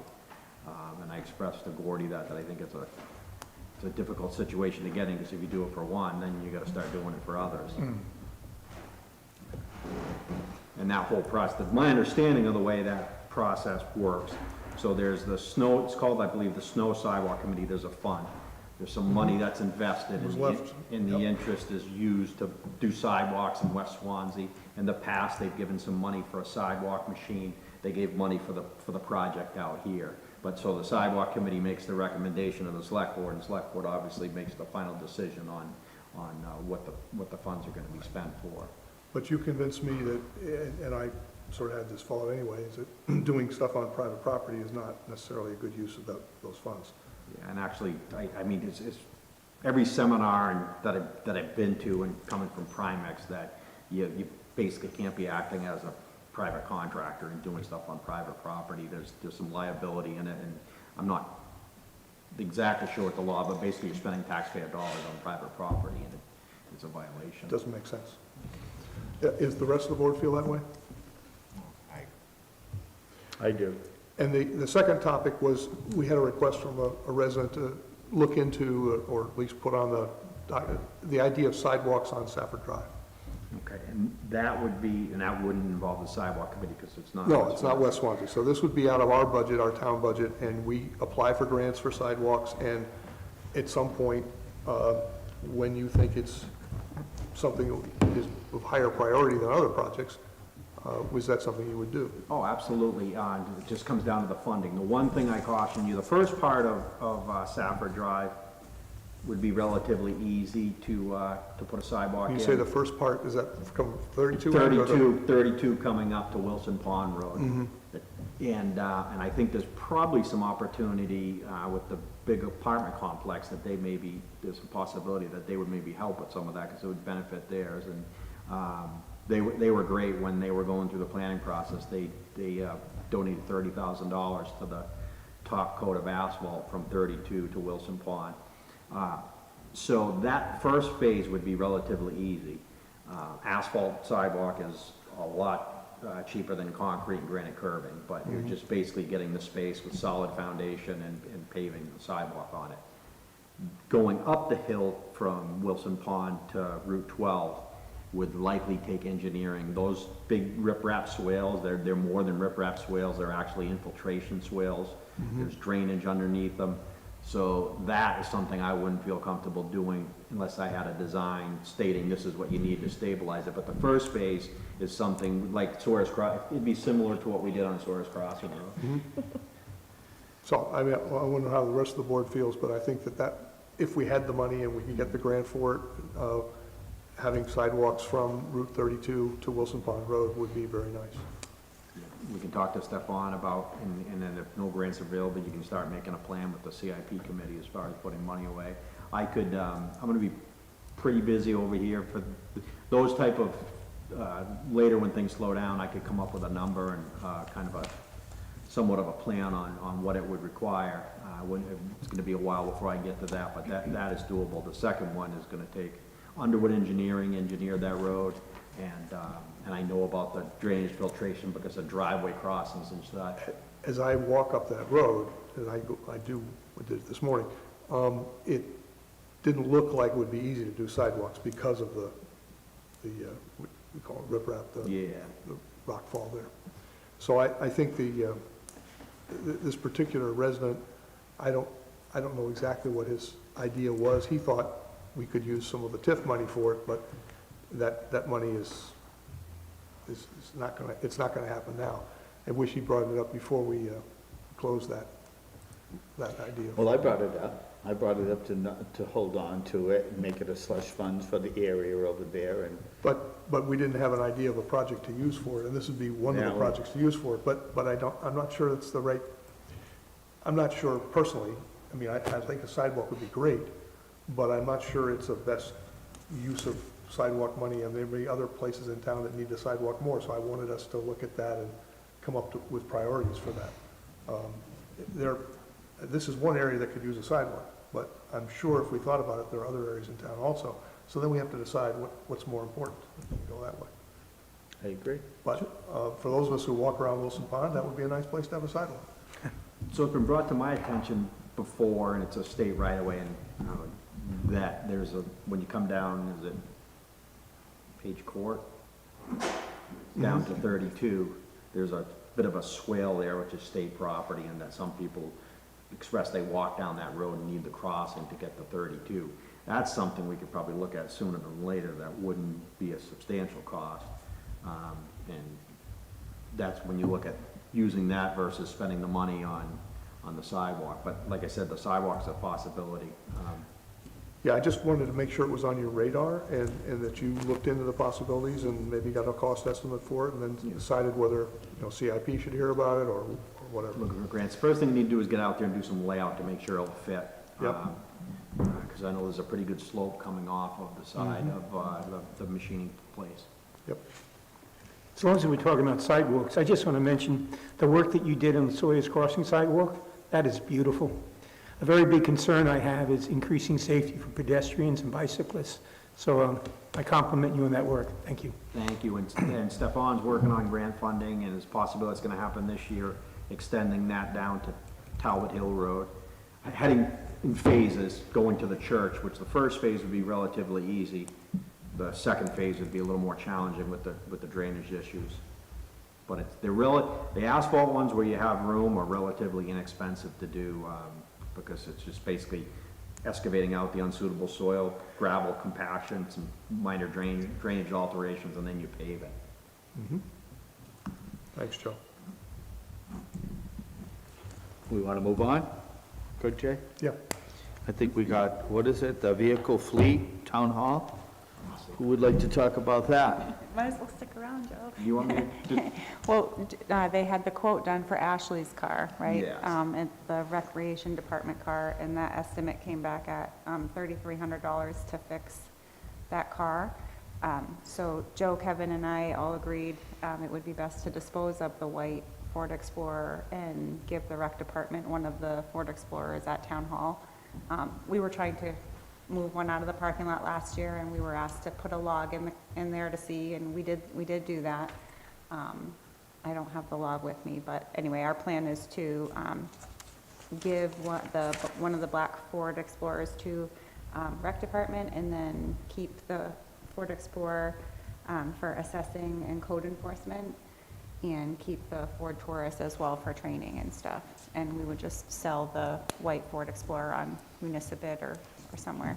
Yeah, it's in pretty poor condition, it's got high mileage, and I can't see spending that kind of money to repair it. And then Kevin at Town Hall has been saying that the cars aren't getting used. He's been recommending to sell one of them instead of having them all, so this is a perfect opportunity to do that. But I thought, did you say you're going to give one to the rec center? Yeah, we would be -1 in our parking lot. We'd sell the rec department's car on Municipid, She would take and one of then the she would black ones. transfer into one of those. Ah. Are we getting decals on all these? They have them. Chris Levy has the decals. I had them made up. I don't know what his plan was as far as putting them on, but I can check with them. And Christine got the ones for assessing. Yeah, they were in her office, right? Yeah, because I saw them on the desk, and we're gonna get those on the. Is that something we put on them? They're magnetic. Huh? They were magnetic. Oh, you just pay them? Yeah, the ones that I provided for Chris are the ones from DPW that say Town of Swanzey and their stickers. Clean the surface off and put them on. Does everybody agree to making those moves with the fleet? Sounds I like think that could be consensus, right? We don't have to, right? So we're all in agreement to make those moves on the vehicles. You good, Bill? Good. That's done now. Now you can leave. Thank you, Joe. I have a truck for a CIP purchase, but I'm not ready for it. I think Teresa would be happy that I'm not looking to buy it yet. Yeah, public service was not friendly to our fund balance. Thank you, good night. Thank you so much, Joe. Thank you. Okay, next, I want to bring Teresa alive. Teresa, I don't know who she is. I know it was late this afternoon when I emailed it out, and I do apologize, but we were trying to get invoices posted and paid this afternoon. So typically what happens for the new board members, our software is one where we get an invoice in, we scan it in, we attach it to the invoice entry in the system. That invoice goes to the department for approval. Once it goes through the department for approval, it comes to me for a second approval, and then I post the invoice. Once the invoice is posted, it shows up on the expenditure report. So trying to get you the most up-to-date information I could this afternoon, that's why your report didn't go out earlier. We still had quite a bit that we were trying to get posted and paid this afternoon. So the report that I gave you is the operating budget. Yep, it's the big ugly one. You're gonna get these every month. That's the plan. And so I know that you probably haven't had a lot of time to look at it, so if you'd like to review it over the next week, I told Lori I could plan on being here at the next meeting if you had questions, or if you'd rather email me questions. 1 email per board member, please, so I can compile them and have answers next meeting, would be fabulous. One thing I do want to point out is we have a significant amount of expenditures on the 2026 budget that should have been for 2025, but did not get received until after we closed books. We closed books the day before the town report went to the printer. So the detailed statement of payments report was as accurate as we could get it. So Teresa, the only, I mean, I'm just eyeballing them, there are a couple areas of the budget that are significantly higher in terms of percent of budget used Okay. than others. Okay. Is there anything you want to explain there? The legal services, for instance, legal and professional services is, we've already spent, you know, a fifth of the budget for the year, et cetera, et cetera. It really depends on what's going on for legal expenses. Yeah, but is there any worry about, you know, the fact that we're just beginning the year and we got, We did increase that budget by 15,000, but, yeah, there's been quite a bit going on with, a couple different attorneys. Yeah. And, yep. and the dispatch services? Yeah. So with dispatch services, they invoice us in January for the entire year. For the entire year, okay, that makes sense. That explains that one. And some of the items, such as the town report printing, those expenses get paid in the front end of the year. So once those are paid, they're all done. And I think I understand why the bridges is a little higher than some others, but, yeah, okay, I'm just eyeballing them as I Yep. go through. Yep, and that's why I, you know, ask the board to take some time to look it over, and with questions, just email me or Yep. ask Lori or come in and talk to me, but if you have the question, other board members probably do too.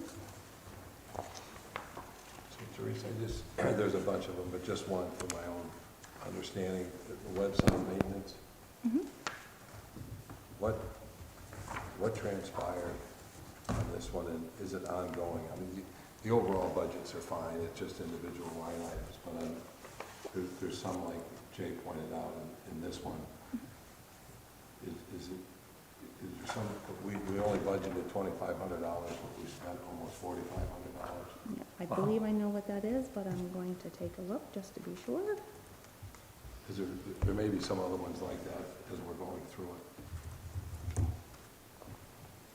Could that be one where it was a delayed billing? I don't believe so. No, Yeah, because Might we be. signed the new contract, and that was 2,500, right? The new 5-year renewal, but if she can pull up. Recruitment expenses, Hold on, we're doing big the one. website Yeah. one first, please. Yeah. We added interactive forms to the town website through Revise, and that was the $44.50. So that was something that was unanticipated, and we didn't know it at the time. I believe so. Yep, through the, And technology may be a little skewed this year. That's a new department we set up, so we're pulling information from other departments, and this is the first year we're trying to combine them all into one department. So they may or may not be on target. We did the best we could with moving what we had from other departments. and Teresa, do I don't have any history here, but do we have times when some of the items here are under budget for the year and other items are a little over, and we figure that Yep, we're Yep. generally okay because of that? yes. Okay. And hopefully things will start calming down so I can actually do a memo that says, hey, we're doing really good here, but we need to watch these areas. And are we going to talk with you about the fire station project? Yeah, we're That was as next. well? yep, we Okay. can. That was next. It was, So I know I've been asked to get this together a while ago from Bill, and unfortunately I had to prioritize tasks such as payroll and getting everything ready. So this afternoon, I pulled all of the detail information for the fire station project and put it all in summary. So the first part of the summary is by post date, which is how the activity happened.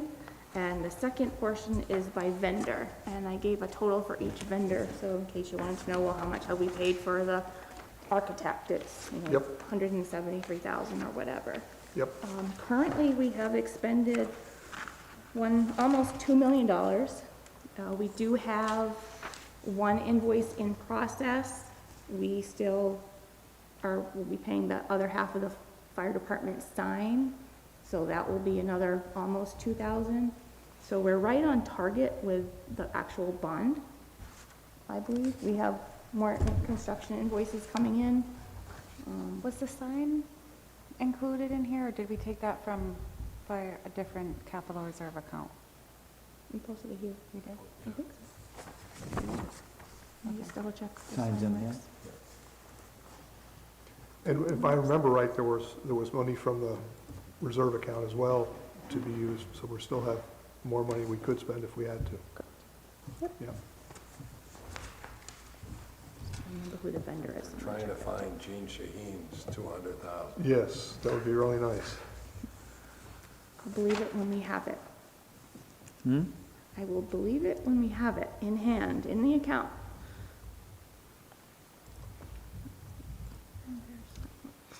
Is there I'm just curious whether there's a total of how much we spent on diesel fuel this winter? I could pull that for I you. could add it up myself right here if I wanted to, but It's I in wonder there. if you had a figure. Are you talking about the oil? Yeah, the diesel fuel. Yeah. How To much? keep it heated. 18,000? 18,000. Okay. It's under Swanzey Oil. Yeah. Yep. That category. Oh, I see. Swanzey Oil is the Yeah, that vendor, was a yeah. terrific tool, the category breakout. and the vendor Right, breakout. right. Yep. $18,365.09. Okay. And we were hoping to avoid winter conditions. Yes, but We did. I'm remembering that when we originally were talking with the architect, she suggested we put in $50,000 for winter work. And I think we probably, in terms of that, that would have been a close estimate to what would have been. Of course, we had to We do other still things could besides use buy more fuel, fuel, but but we're still using that because the sheet rock guys are in there now, so they don't want it too cold. yep. They've been using it a little bit now still. I just think it's reasonable, is what I'm saying. You know, the sheet rock, the plaster and all that stuff, they need it a little warm. And I was, it's The not other been- day, the insulation held so much heat in there, the guys, they had to shut it out, the guys up, that were up high were like smoldering. It got really hot fast, because the insulation now, it's Yeah, all yeah, in. It's So, all exciting. and I was mistaken that the sign from Signworks is coming out of the fire tools and equipment non-restricted fund. Good. good catch there, Laurie. Shocker. All right. That's, I'm surprised I remembered that, that's all. Have you gone to I'm looking forward to it. I haven't gone in for a tour. I'd like to go at some point. Well, I'll call Joe and ask him. well, why don't we do something together, because I was Yeah. talking to Joe, and we could line up a,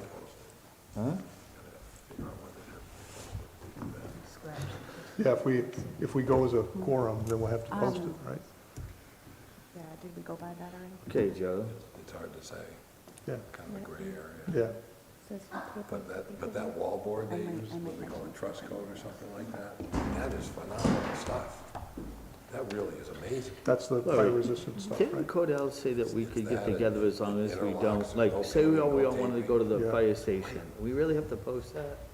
I mean, didn't Cordell say there's a way around that where we don't discuss business, or it's Well- just like a meeting, it's not a Well, meeting? he was just explaining that there's gonna be times where you have like the Christmas party Right. or different gatherings that, That we will be that aren't together. posted as a meeting, but that no town business should be discussed at that time. So, what were you saying to do, Jimmy? Well, I was To- trying to see if we could've got together and all went to the fire station and took a tour of Joe, Well, we meet could do Joe a- over We there. could do a site visit to the fire station. That would be Post great. But we have to post it, right? Yeah, that's fine. We only need 24-hour notice. Would you be interested in that? Would you guys be? Absolutely. Instead of us going individually and asking Joe, and Joe wants to do it, I think it would be really good if we all went over there and showed Makes us. sense to go as a group. Maybe we could set something up with, I know we've been, not denying, but we haven't been doing the monthly meetings that Katie had scheduled. Do you want to include the engineers? No, just keep it, just the selectmen? Okay. With the fire station guys, you mean? Oh, no. No, let's just go look at it. Yeah, okay, we can do that. We don't have any We'll just plan questions, it with we don't Joe. have any business with them, you see. We just want to look at it and see what the progress is. Yeah. Okay. I'll connect Larry, with Joe we'll leave it and in find your- a good time that works for Joe, and I'll, Yeah, you let me know, Yeah. and we'll go with that. okay. And we'll promise not to talk town business. Well, you can talk town Well, we business will because it if will she be posts posted. Well, who's going to keep the minutes? Well, I suppose that I'm the secretary of the board, I'm not sure I want to keep the minutes. you can delegate it. Yes. You could ask Katie to come along. Well, Larry, there might be a point with all the guys in there, a Saturday might be the day to do it, because the work guys ain't in the way, we'll Yeah. be walking around, there'll be sheetrock and drop a bucket on your Yeah, head. that's what I Jay. mean, I would just want to Process. coordinate it with Joe. Right. Yeah, I'll ask him when would be the best time to, and if it's after hours. yeah, then you it's could after figure hours. that, yeah, you could tell Yeah. them, could the select We board don't do want to intrude. lunchtime or something Yeah. even? Yeah. Not this Saturday, please. Could be after hours, Could be after hours. 4:30. That would be good. Okay. All right, I said, All right, we'll think about it. I'll be able to walk there pretty quick. all right, I'll get back to you on a time The for town that. administrator will be able to walk there pretty quick. I know. She'll be looking for Yeah, a you'll be able to sidewalk. walk, if it's after April 1st, you can walk over To the fire station? from your new Oh. home. Ride your bicycle over. Don't you have one of them bicycles with the If there was a basket? sidewalk, maybe I would. Oh my God, this is getting carried away now. Oh my God, that was a good one. All right, we'll schedule that with Joe. All right. All right, thank you, Teresa.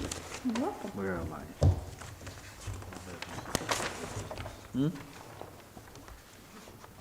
Old business?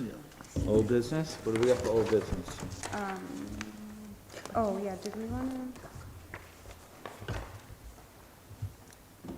Yes, we're going to table the addendum to personnel policies. I did give you guys a hard copy here, just so you can take them home and review them. And those were edits from Upton and Hatfield. Lori, I did send you an email, that you probably didn't get to see it, but I'd like to know who drafted it, who reviewed it. I Okay. have some very strong objections Okay, to some of the language in there. okay. I don't think an attorney would have approved, but I could be wrong. They were done by Lauren at Upton and Hatfield. And we'll have a discussion with Okay. the board. I think there's some areas there that are Sure. quite concerning. Yeah, I do want to note too, I guess the original draft was done in 2024. And when Megan and I we were trying to reference something in, under a certain criteria in there, we looked back to see, or she had asked when they were adopted, because she had worked with the former town administrator on the addendum. It was like the 2024 addendum, whatever it was. It said it was approved like January 2024, but we couldn't find it anywhere in the minutes of the board anywhere where you guys actually adopted them, and we couldn't find a signed copy. So we just said, Lauren, and she's like, yep, this is what, that she had worked on, with Michael in the past, and then she just took that version and updated it with the new laws. So it's all coming from Upton and Hatfield. And we can discuss them at next meeting. But just to give a little background on how, I guess they were supposed to be adopted back in 2024, but we couldn't find where they were ever adopted. So you found multiple sections that you had issues with? Okay. Not sections, but just clauses. Oh, okay, okay. Not the topics so much as the way the word, yeah. And Bill, if you want to send me a couple of those questions, I can reach out to Lauren. I sent you one. Okay. Yeah, and then I can try to answer those questions and make whatever changes at the next meeting. Do you want to connect us all with those? So we all can review what you sent her, so we can have our opinion? I just sent her an email that I was going to ask to table it tonight because I felt the was too much in there, and we had an opportunity to read. Okay.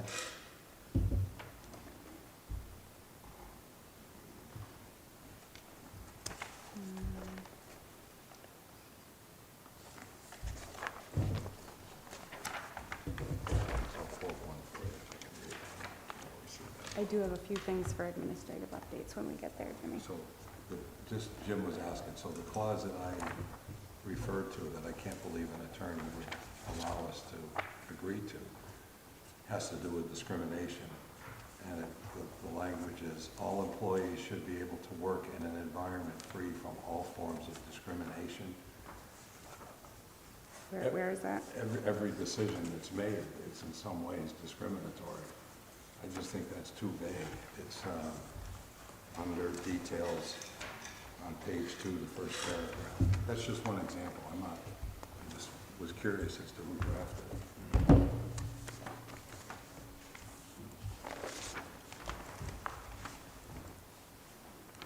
I certainly agree they should be able to work unintimidated and without harassment.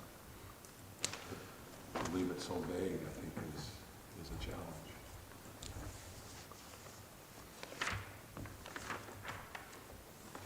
I agree in principle that vagueness is not good because it's open to too much interpretation. But I'd like to look at that again.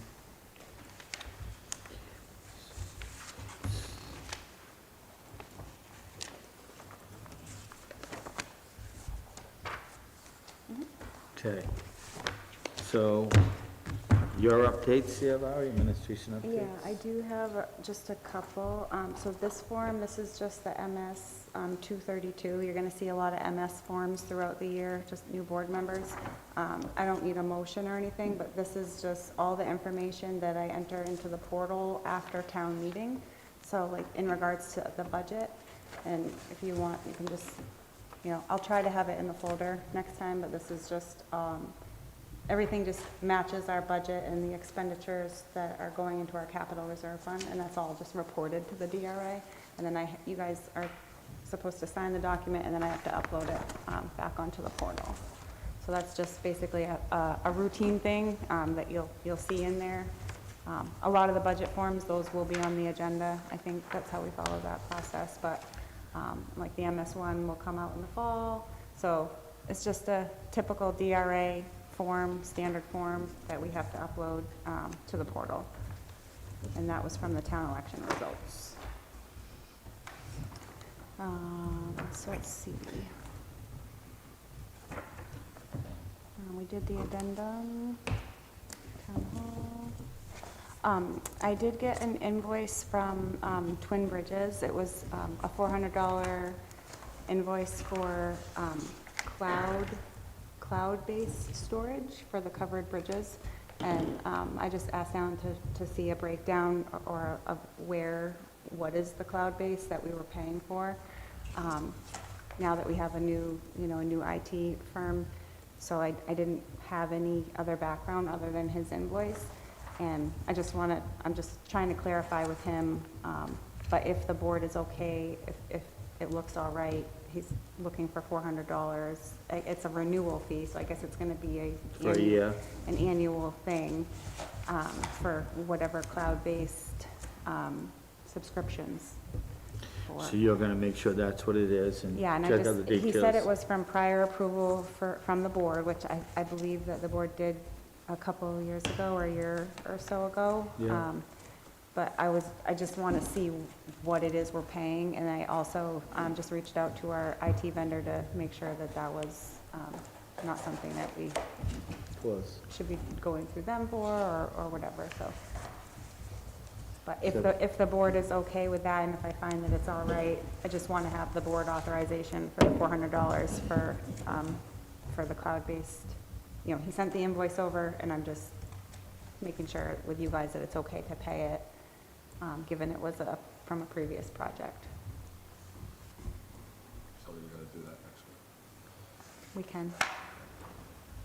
And what is that for, this cloud-based? I don't know. I asked for clarification on that, and exactly what is the cloud-based, but I believe it has something to do with the cameras that are on our covered bridges, and we're gonna be adding another camera set to, Thompson, is it Thompson Bridge we're adding to? Excellent. Yeah, so we're adding another camera package there, and this is, I believe it's the cloud-based subscription that holds the videos, but I'm not sure. I just had reached out to Alan asking for what that was essentially. Yeah, but I think what she's asking, if we could decide tonight that if she sees that it's legitimate and everything's good, that she has the authorization Yeah. to pay the bill instead of putting it off. Yeah. I'm okay with that. Okay, So if everybody agrees to that? Yeah. okay. It's definitely We better don't- than what we had. We don't need a motion? I don't think so. It's a- No, I believe it would just come out of the camera budget. Okay. Bridges, covered bridges budget. Okay, Yep. You just let us know if it's annual. right. It sounds like it's annual. Yeah, 'Cause if it's a renewal. He said first annual renewal. That's the way he quoted it on the First annual invoice. renewal. Yeah, Is it to Twin Bridges or to the vendor? Twin Bridges. So they remain as a vendor, Yes. so that'll be part of your question. Yeah, and that was, I just want to know, who are we paying? I know we're paying Twin Bridges, but who's holding our cloud-based services? So that's what I was checking with Emmertech on.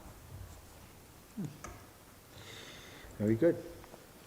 So we want to move to Just for- correspondence? Just for reference, the invoice from Twin Bridges dated January 29, 2025.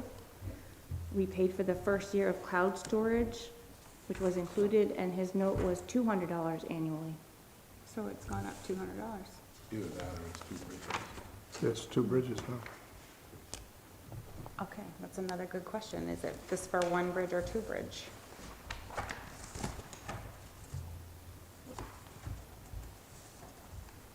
Be nice to see the original invoice.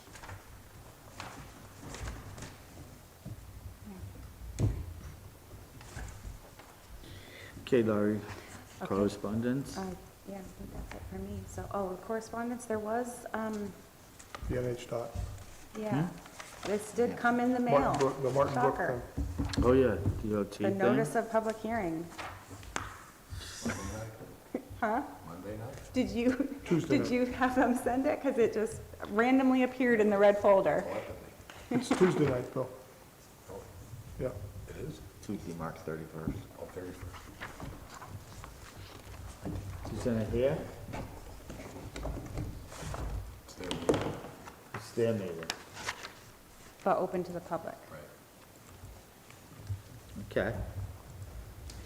Is that it? That's all I got. Do we usually go to that? Yeah. So can I discuss another thing that I would like to discuss is the, as a chair, and I wanna see what you guys feel about this. And so at the beginning of this becoming the chair, I was told that everything that's gonna go on the agenda, or anybody who wants to add something, you go through me, and then I bring it to Laurie, and, right? I feel, as a chair, I'm as equal as all of us. I think my job is basically to organize this meeting, make sure it goes smooth, and everything like that, okay? I feel that we're all equal enough. We have a town administrator. Why don't we have, if Jay, you would like to see something happen, or you suggest something today to be on the agenda, we note it, and it goes on the agenda, right?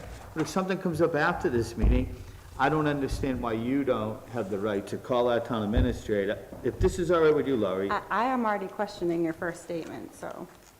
okay. Go ahead, go question my first statement. Can you said that all agenda items go through you and then to me?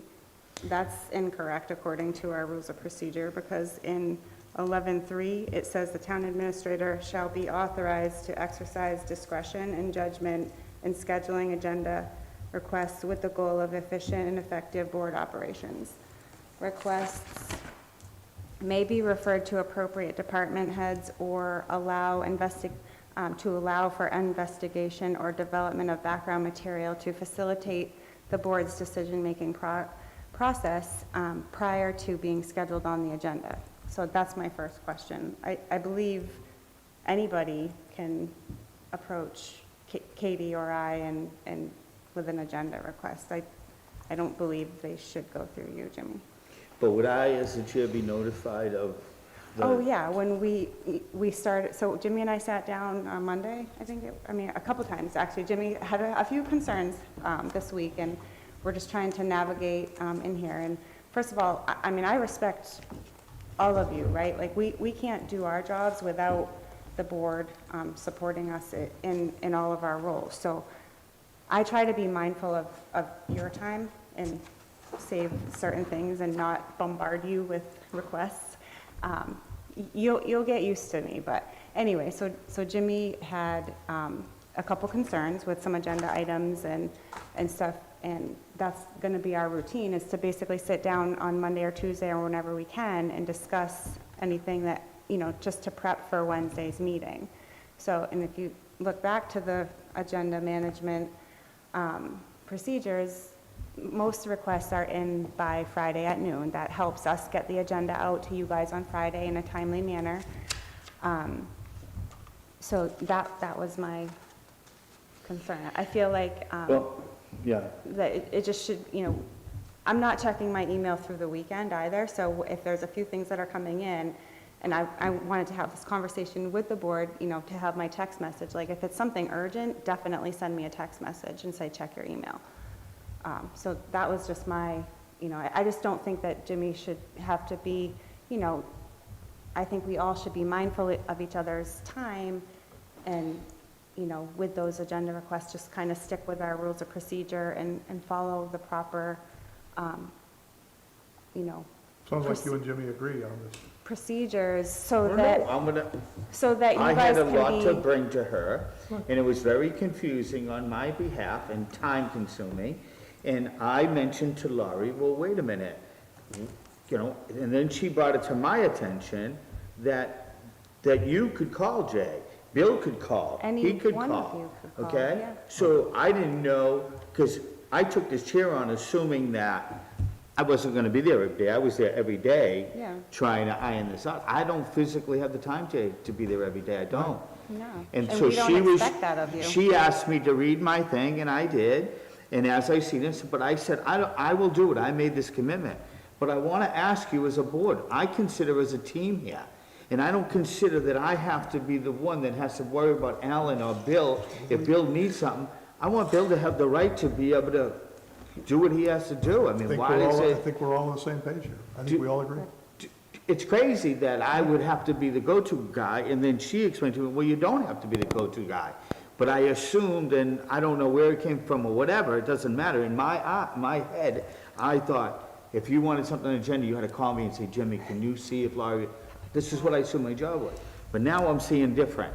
So I'm thinking, we're a team here, let's all work together. Whoever needs to talk to Laurie, she's the town administrator, can. Right, and if I ask Lori something to be on the agenda, she says, well, we're not quite ready yet. We have to talk to the department head. and That's stuff right. like Yeah. that. She's gonna. Or you schedule. could bring something to my attention, and I say, all right, I'll talk with Jimmy on Monday, and Yeah. Yeah, we'll and go she from there. she could say to me, Jimmy, they requested to have this on there, this is what we can do, and then I can say, fine, I can handle that, no problem. I think we're all in agreement on this. We are. I think it's a good idea. I just feel I sit here, Jay, and I want to know, I want to feel, just because I'm the chair, we're all equal here to do the same thing here. Because I consider us one body here, you know what I mean? And I'm not saying this because I'm lazy or I don't want to go up there, but there's a lot of things. You are not lazy. You are not lazy. No one's thinking that. But I don't want to have something that somebody needs that I really don't fully understand what they really need, and then I have to go to Laurie and try to describe it to Laurie. Yeah. And I got in that little situation, and it got me like, oh my God, I really want to do the right thing, right? And it was hard for me, And then she brought this up, so I said, let me bring it to the board, our team, and let's see what they discuss about it. I just think it's fair on all of us, that we all are equal here, and that we should be able to contact the town administrator. And if she doesn't like it, she doesn't think it should be on the agenda, then probably won't be. That's right, and she No, I can, disagree with that. No, Then I think, what I mean you is bring it on up the at a immediate Yeah, agenda, well- on the immediate agenda. Yeah, it would fall back to, Jimmy and I, but if the consensus of the board, it also states in here, if it's at the consensus of the board, then it will be, the board vote to put on the agenda. Right, so if I say I didn't want something on the agenda or anything, you guys could get all together and say, Jimmy, you're wrong, and it's going on the agenda. Right. right? I'm So- just saying the But I don't think process- those things are ever The gonna happen. process doesn't always have to go through you. It should go to Lori and It then. shouldn't That's right. really, yeah. Yeah, That's right, you know? that makes sense to me. Is it, you folks Are are you more experienced, that comfortable makes with sense to that me? way? Pardon? You know, I just think, let's try it this way. I think it would be better for all of us, for everybody here on the team, right? That you're gonna reach her better than you're gonna reach You me know, when I'm and- shoving a and- pizza through the oven and pulling a prime rib out of you. Pull an agenda And, item you know, out I of the think, oven. I thought back to, you know, like Jay bringing up the sidewalk at last week's board meeting, and then, you know, oh, Joe's going to be here, so we scheduled it for a discussion. So, like, if there are topics that you guys are thinking of, bring it up at the meeting, and then we can add it to upcoming agenda items. Right. You know, If it the just, board's in consensus that it should be on the yeah, agenda. I just think it's, you All know, right, so let's continue with this conversation. Let's go into the, putting the agenda together. I see there's a lot of discussion about when we can, when the deadline is. I feel that if we have an emergency, or we have something that has to go on that agenda, we should have that ability. I should be able to say, if Joe comes to me and says, Jimmy, I need to get this approved so I can get paid, or I gotta do something, and it's Monday or Tuesday, I should be able to say, I need this on the agenda, right? But I understand on the other half, there's a deadline. And I understand more of the deadline because, so when they have the office has the agenda, they have to get the agenda ready. It's not just putting the agenda together, but finding everything that goes with the agenda. And that would be on your Monday and Tuesday building that, am I correct? I try to have it done by Monday. It was, Monday. what, I think 10 o'clock by the time I had it sent to you guys, but But just I do crafting not- the motions and doing the research to make sure that I can give you the material that you need to make an informed decision. Right. But there are But Laura, you do emergencies that come understand up. that there is an emergency. Absolutely, yeah. Right. And like even today, like Joe gave me the heads up to say, I don't have the quote, they're on vacation, so I had everything ready, had the motion ready and everything done, and he sent me the quote today at noontime. So obviously it wasn't in the packet that you all received on Monday, but it was in there tonight for the packet. So that's kind of like one of those things where it's on there, but you may not have all of the material, but we needed to, you know, make a decision tonight to purchase it. Yep. Makes sense to me. Well, any discussion about that? Well, how do you feel about that? I mean, I feel it's fair. I don't think any of us feel shut out, Jim. I think we all feel we're able to bring topics to the board that we want to bring to the board. right. And it may not happen immediately, it might have to take some discussion of whether we all have consensus, we want to talk about it, but there's an avenue for all of us to get topics in front of the board. All I'm trying to do is make this easier and equal for all of us and make this streamline a little better and easier so we don't have the last few days I've had, you know, because it was, Bill asked me for something, somebody else asked me for something, somebody else, and I just want to do the right thing, and I was really like, wow, this is a lot, you know? And I didn't realize it was going to be that much. Right. And I was probably a pain in the You're rear end with not- you, because not at all. I Not kept at going all. to the office and saying, you know, we really need this, Nope. so, Happy to help, and like, my door's always open. I've told you guys that right from the start. If you have questions, but it pop in. wasn't that I didn't mind going to, Laurie, it was sometimes I didn't understand, like Right. there was, Bill, when you were trying to explain to me this, I was a little confused about the applications and stuff.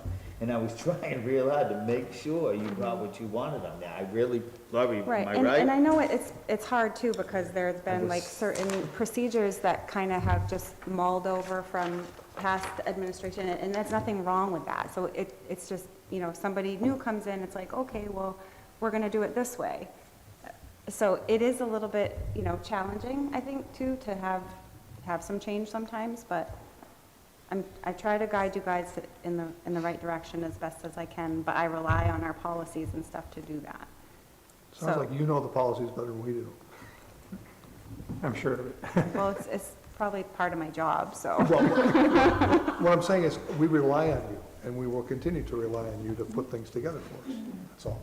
And we'll be there to support you, and we'll work together. And can I just jump in? Please do. When I talked about the expenditure report, I asked you guys to just send me one email apiece. I did that because And Lori gets way more email than I do, but I had 200 emails show up today. And trying to get through all of them Oh, jeez. is difficult, to say the least. So, but we can also, like, we appreciate what you guys do, right? It's not like you all have full-time jobs. This is not a full-time job. You're retired and, you know, Jimmy's running how many Happily so. businesses and, you know, Mark Well, has a good golf game. I thought this was a But, volunteer you know, job. I try to be mindful of that too, and just the decisions like, okay, well, the board probably doesn't need to be, you know, or we can wait until the meeting to discuss this. I don't need to, you know, be bugging Jimmy all the time for every little issue that comes up. Right. Well, this is what we have to do. We have to be transparent to all of us. We have to be a team, and we all have to we help each other. And I just thought this thing that I just decided, it makes us all equal enough that we can have our freedom to call our town administrator, tell her we'd like to have this, right? Absolutely. And make us more as a team, you know, versus, I just think it's gonna benefit us all. I'm perfectly comfortable with things that aren't time intensive or time dependent, to bring things up at the meeting and seeing if we all think that should be on the agenda as part of I love new that. business. That's really helpful for us. Because that way, we all get the chance to see what the parameters are and understand them before we get scheduled for And I'll tell you, that's difficult for me, a guy like me, and probably you, Bill, because, you know, in our job, in our life, we have to get things done, and to slow it down with government and the town, it's difficult. Like, we want to put things behind us. I know I do. Yeah. In my business, so I have a hard time with how slow things happen. But we have to be patient, and we have to say, And I also think, like, Jay, you had a good point, because, you know, if someone sent me an email saying, can you look into this, and I start looking into it, but the majority of the board was like, why are you wasting your time doing that? I think I'd rather have, you know, and it says it in my job description too, just, you know, I report to the board, and my duties are at your discretion, the board's discretion. Right. So unless it's a time-sensitive thing, I would like to bring it up at the board, talk about it at the board before we get you to put it on the agenda. That's great. That's great. and if we do have something, I have no problem with going to Laurie and say, Laurie, we really have to get this on the agenda. I know it's the last minute, but we need this done, and we need this approved, and I don't think you're gonna have a problem with that, are you? No, I hope not. Well. Okay. I feel a little better. Good. I feel a little more relieved that I feel like we got a solid team here. And, right? Yeah. That's how we're gonna get things done. Right? Okay, and we're all equal, we're all the same, other than me running my mouth over here all night. So, I missed something, Mark? I'm sorry. Public input. Before we get to public input, I just would like to have a discussion with regard to the concept Oh, yeah. of an electronic sign before we have Stefan really go to bat. Is there support for it, or is there concern and you want to keep it the way it is? Well, I have to tell you, I question that. I mean, Swansea Center is kind of a historic place, and a digital sign, I don't know if that fits in with it. Maybe it's just me, but that's my thoughts. Jay? I have mixed feelings about it. I would like to see, I'd like a more visual picture of what goes there. I just don't, I have a hard time seeing in my mind, what it would look like. And whether it's in keeping with that area of town as you drive through, to have an electronic thing. I find the things on the highway, the signs on the highway, to be a little ridiculous. They just don't seem to fit. They don't seem to be there. But something like this allows us to put better messages out there remotely and keep them up to date and beyond. You know, there's some advantages to it. I wish there was a way to make it look like a hand-lettered sign. Yeah, and that's what I think, and I'm weighing out the disadvantages and the advantages, and to me, I think there's more advantages. I hate to say it. I actually sat and thought about it, and I think the advantages take over the disadvantages, but that's just me. because I'm all about getting information out there, updating people. There's a lot going on, and they would have the ability to let the town know. People would actually maybe look at that and see what's happening. I agree with you that it's gonna be a little awkward seeing that in our old town hall and everything. It is gonna be two different things, Modernite and that, but I gotta think of what's best for the town. And that's what I always go back to, and I think information to this town is important. Part of my thinking is that, you know, there is part of the sign that's gonna stay the same, and, you know, and I need to see in my mind's eye how that looks with the screen, whether that's enough of a traditional sign. Like an old-fashioned television, the old-fashioned television. But the top of it's gonna look like it always does, like it does now, so the question is, I just can't visualize it until I actually spend time with it. Next time I go to town hall, I'm gonna How did this sit there come up? staring at it. You know, having somebody give us a quote and like a proposal and like maybe work with somebody to say, we want to keep it looking Yep. historical because it's right in the center. You know, can you work with us and give us some ideas of how we can come Right. up with something that will fit the center of town? That would be good to see examples, I agree. You know, and I understand the convenience that someone could remotely do it and be very timely. So in a pixel-based sign, for instance, you could have a white background and black letters. And that would look a lot better than the black sign with the white lettering. So if you turn all the, if you imagine the black sign, turn all the black pixels white and all the white pixels black, kind of like your computer might do for nighttime viewing, that might look better. For instance, like a white background with black lettering. I mean, that would make me feel a lot better. I'm curious what Mark thinks. I think I like the fact that the information comes out, but I'm concerned about how it's gonna look. Case in point, Colonial Theater. I hate that. It doesn't look right on Main Street anymore. But it does to the person who's never seen it before. True. This came up for several reasons, one of which is timeliness. As of Monday, we had a February message on there, and it got changed to Happy Spring. But if you look at it from a safety perspective, the risk that someone takes to walk from the driveway in the snow or on wet grass to get there is a tremendous liability challenge. And I think that was really what spurred it. The other is just the opportunities that we have. It's a revenue source that we don't currently have. I'd put an ad on there and pay $100 a month to have it, or whatever the phraseology or terminology was. The information opportunity to get out. You go in with white or black with a white, white with a black background keeps it in keeping with the frame. And I get it. We'll be a pincushion for a while, but I think in the long run, it's a true benefit. And then never mind the time. How long does it take for someone, Katie or Chris, to come up with a phrase, do all the lineup in the back room there in the hallway, trying to make sure it'll all fit, and then going out and doing it. It's a big time waste. I'd like to see us do it. I'd just like to, if there's a way to make it look more or less glaring, then that would be fine. Yeah. What does the town administrator feel? I like Jay's, I'm a very visual person too, and I like it's a historic part of town and it goes with the building, but I'm also for the newer, updated things, and it would be a lot easier and timelier for the employees to get things updated.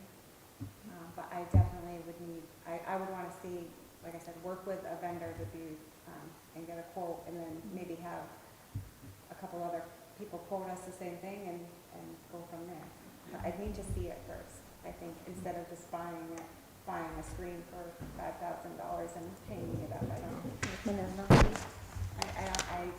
do that. But at least this spurs conversation and discussion, which we hadn't had, and an opportunity to bring it together. And as Mark said, with regard to the bridge, we're making history. So it's an opportunity to go in that. You were first? Oh, I thought Mark was first. Well, you both did. And you both got, look at you, elevated yourself in office. Me and him took a ride. But you guys, I know what I said earlier, but do you have any little, you wanna say, you look like you're itching to say something about the other thing. No, but I will recognize you to do that. Go back to the proclamation. I think it's the lighting aspect of it that, is what kind of rooms that we're looking historical. And you see the colonial, it's so bright, right? So, I mean, you're going to a train station and you get those, it's changing the gate, it's going, cycling through to show you the letter.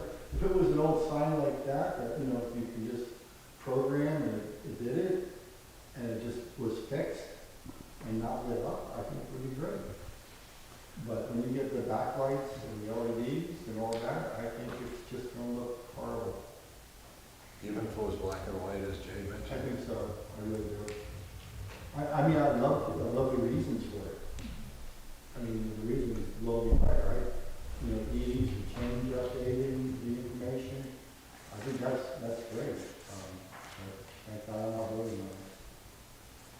I mean, we could put it to the voters. Oh, my God. I'm just saying, you could. That's the worst thing. Then people couldn't blame you. Especially Well, if we did that survey monkey, seriously, Keene does that, where they want a topic out and then they inform the city council before the city council makes a decision. That's a great idea. We actually had a survey monkey before. Kevin's working on that.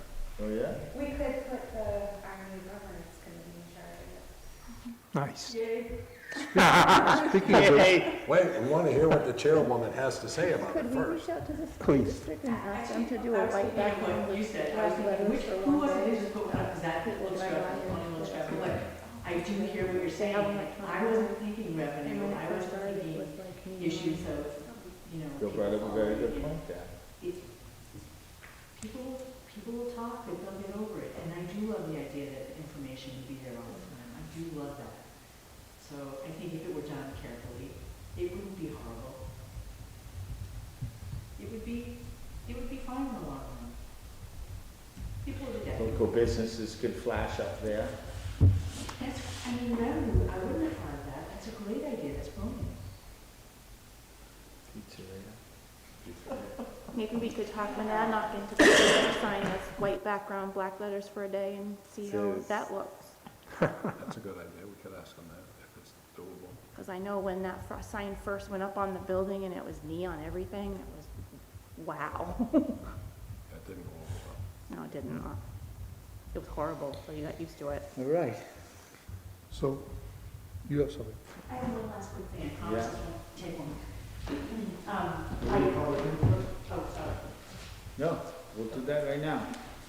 Go ahead, Ann. You want to sit down, Ann? I'll push my passings out, you don't have to look at me now, so I'm explaining. I ran this by Lori and she liked the idea, she wanted me to let you folks know about it, because it is time sensitive. There is, New Hampshire, I don't know what to do. Yeah, I'm sorry. Okay. New Hampshire Humanities is doing for the second year around something called community conversations. And you ask to participate in it, and they supply you with a facilitator, an artist, and all these interesting topics to talk about, depending on what you're asking for. You have to guarantee you'll have 25 people come. You have to have a place to do it. And this is perfect. And maybe bring food, because that draws people in. So I was thinking in terms of governance, there are things that would be great if we had, consider bringing people who used to be involved in the town and aren't anymore. Get some of them to come. Get some of the committee chairs to come because they know what they're talking about. Get some new people, like the couple, Ashley and, I'm sorry, I can't remember his name, to see what it would take to get them to embrace being a part of a committee or a part of something in the town, and to just discuss getting us to be in a different place in terms of what we've been talking about all along since last summer. So it wouldn't cost us anything. We may not be chosen. It's just me sending an email saying we are very interested. This is why we want to do it. It's a very simple thing. I spoke to one of the head librarian from Whitefield, They did it last year, and she said it was one of the best things they had done in a long time. She said people walked away charged, happy, really glad that they had come. She highly recommends it. I know that the librarian from Keene is putting in for this too. She didn't tell me what it was, but it was different from what I was asking for. So she said she didn't think it would be fine. It would be a problem. And she also felt that if they consider doing two people close together, we are so different in what we're asking for and what Keene is and what Swanzey is, that wouldn't be an issue either. So it's just a simple request. It may not come to fruition at all, but I just wanted buy-in before I did it. I don't think you'll have any trouble with the 25. That's what I thought. You've got 8 right here. Yeah, 8, 9, 10. right. Yeah, I mean, we'd have to, I mean, I guess we would, whatever you all think, we would open to the public, but we would want to make sure that certain people were here so that we could get good feedback, good engagement. That's it. I think it's great. I think it's great too. Amen. Very good idea. You have to abstain. Yeah. I know. You have a conflict of interest. I wanted Kay to say Thank no you. to see how that went later on. Yeah, that would happen.